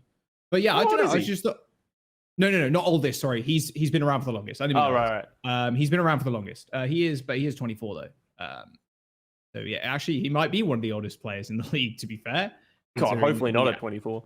Average, well, you know, the average age of Overwatch League is pretty low. It's going down. It's been going down. It will go down because 17 now is the minimum age, not 18. Which is so. No, I just thought it was quite interesting that he ended up coaching Twilight. He's coached some like fairly big names that have been around up until like recently and shit too, like Architect, OG, Asher. Obviously, Asher left quite late. Lastro, he coached Lastro as well. Rush has been around the block. Cool. No, not Rush. I'm talking about Dongsu. Oh, Dongsu, right? Oh, yeah, right. Dongsu coached Twilight, and I know it's just like ancient history at this point, and like it doesn't really have any relation. But I thought I'd just quickly check it out, and he's at least coached one of the players before. But yeah, which is interesting. Which is quite cool. So obviously he's been around for a long fucking time, and it's quite interesting you mentioned that, Scott, that he was like obviously didn't really speak much English when he was on Valiant, so it was like he came across as a quieter guy. So I'm curious if that's obviously changed since that was like 2019. So yeah, obviously coming up to a team like this with a lot of big fucking names, it is another like, oh shit, like the ego kind of veteran player mentality. Is that really going to kind of affect this team? I'm not sure. I'm rooting for him. We'll see what happens. Yeah, I mean, this roster is like a moral story. This roster should be good. This roster should be good. Should be top two, bro. It should be good. Let's be real. If this falls apart, then I mean, my God, this is far worse. My This is a God. supercharged justice situation. This is a supercharged justice. If this were to fall through, but I don't think we should be. I think we should not frame this in the light of justice just because Pre and Supreme are attached to it, because it's like different roles, different team, different players. So I think it's like it only should be framed that way if it falls apart. In which case, then we can draw the connection. Well, wait, here's the thing.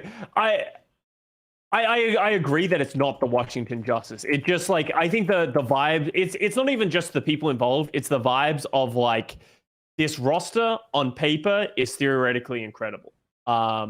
With the same people somewhat at the helm. So it's like it just worries me under that thing. But like there's no reason to think this team is going to blow up. I just think it's going to be a fun roster. Like this is legendary players we've been watching for the last 5 years, right? Like they're all coming together. These are the crossovers we've always wanted. We'd love. I'm gonna see Birdring and Decay play together, bro. Like we're gonna see Decay and Birdring face off. Man. You know, like there's so much history that is going to become together in this roster, and that's what you should be excited about. Obviously, we're creating drama because that's what we do here on Plat Chat.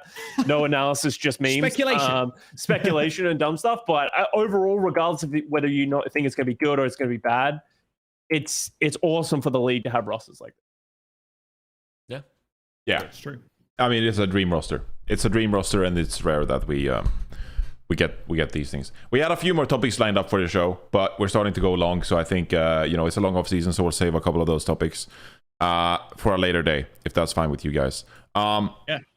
Can you say what they are, just so the fans can be like, show up next time and we'll talk about this? Show up next time, where we talk about Shanghai Dragons re-signing Coach Moon. What does that mean for Shanghai Dragons prospects going into the new year? Also, New York Excelsior. Rumor has it that they're continuing to pursue a marginalized gender roster for the 2023 season. What is that going to look like? And in the middle of the offseason, create a rumor season. Who is going to verifiably just tweet out this player is going to that team next? And who do we think is going to go where? We'll create our own rumors on this show, as we always do, in the next episode of Plat Chat 159. Tune in next Tuesday at 10 a.m. PST for the conclusion of those topics and our thoughts. I was going to say, we do that last one anyway. We create rumors every single fucking day. And Jake retired. Anyway, yes. Yeah, so those are the topics lined up. Time, right? And there's more topics lined up. Yeah. I'm very excited about those topics, guys. That's going to be fun. Then we'll create some more stuff. So there you have. There you have it. Profit going to Vancouver Talents. Great job. That's a first. Create a rumor. That's a great example. Guys, everyone create your own rumors in chat, and then we'll react and then to post the it on best Twitter. rumor. We'll retweet them. We'll react to the best rumor. All right. Bren's player of the week, quickly. Last time I think we gave it to Pre, actually. Did we not? No. We did. Did No. Did we give it to Pre? I can't remember. We gave it Yeah, to we Pre did, one because time. that's when they announced the initial Boston roster, wasn't it? Was it? Yeah. Oh, yeah, for Christmas. right. Oh, yeah, after Christmas. Yeah, there you go. It annoys me because I actually had a name in mind and now I've forgotten about it because I came up with it yesterday.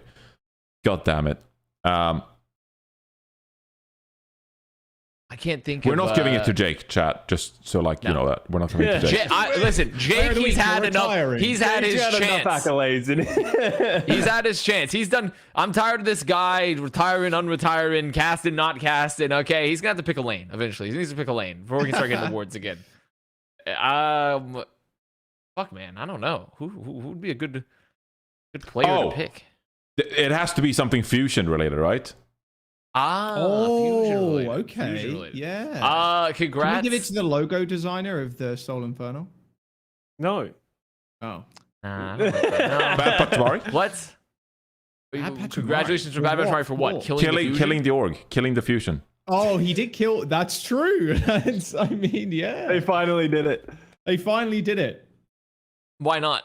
Yeah, honestly, I'm down. Give it to Bad Patmari. Also, Bad Patmari can get a shout out for all the great memes and content they create throughout the season. That as is well. true, yeah. He's There a you go. beast. Bad Patmari, I think is a little bit, synonymous with the fusion. Bad Patmari did a fantastic job representing fusion fans everywhere, creating unique, original content relating to the fusion brand, and really created a Twitter page where fusion could go and cry and weep about their second places together.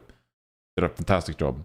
Thank Like you so much, AA Brennan, for for the party. Philadelphia Fusion fans. So No, that's good. I like that. Bad Pachamari, Brenn's Player of the Week in Plat Chat, episode 158. We love you so much, Bad Pachamari. You're a gem in this community. Thank you so much for all the work you do. All right, there you have it. What a fucking banger of an episode this was. I think this is one of the best episodes in a long time. It was a pleasure chatting with you guys. What are you going to do for the next week? There's nothing lined up.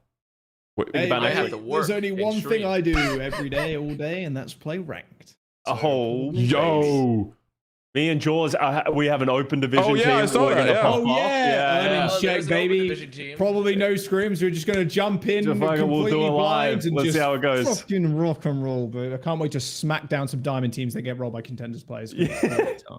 So there you go. Follow Jaws and Custa's open division team. What is it called again? Earnings check. Earnings check. You fuck. You make money Wow. somehow in the off season. Earnings You make check. money, What a you know, great way. right? Dude, fucking Top Josh off this tweeted episode. out the other day. For some reason, he was on my Overwatch Liquipedia, and it says that I've earned $5. And I'm like, damn, I Big. fucking hope it was Impressive. more than that. Yeah, I mean, Impressive. hey, bro, easy game, baby. So yeah, earnings check. $5. I'm gonna double those winnings. It's gonna be a good time. Yeah. Great job. Great job. All right. Tune into the Open Division team. We'll see you next Tuesday for more Plat Chat goodness. Take care, everybody. Happy New Year. And I hope you have a great 2023. Goodbye, everyone. Happy New Year.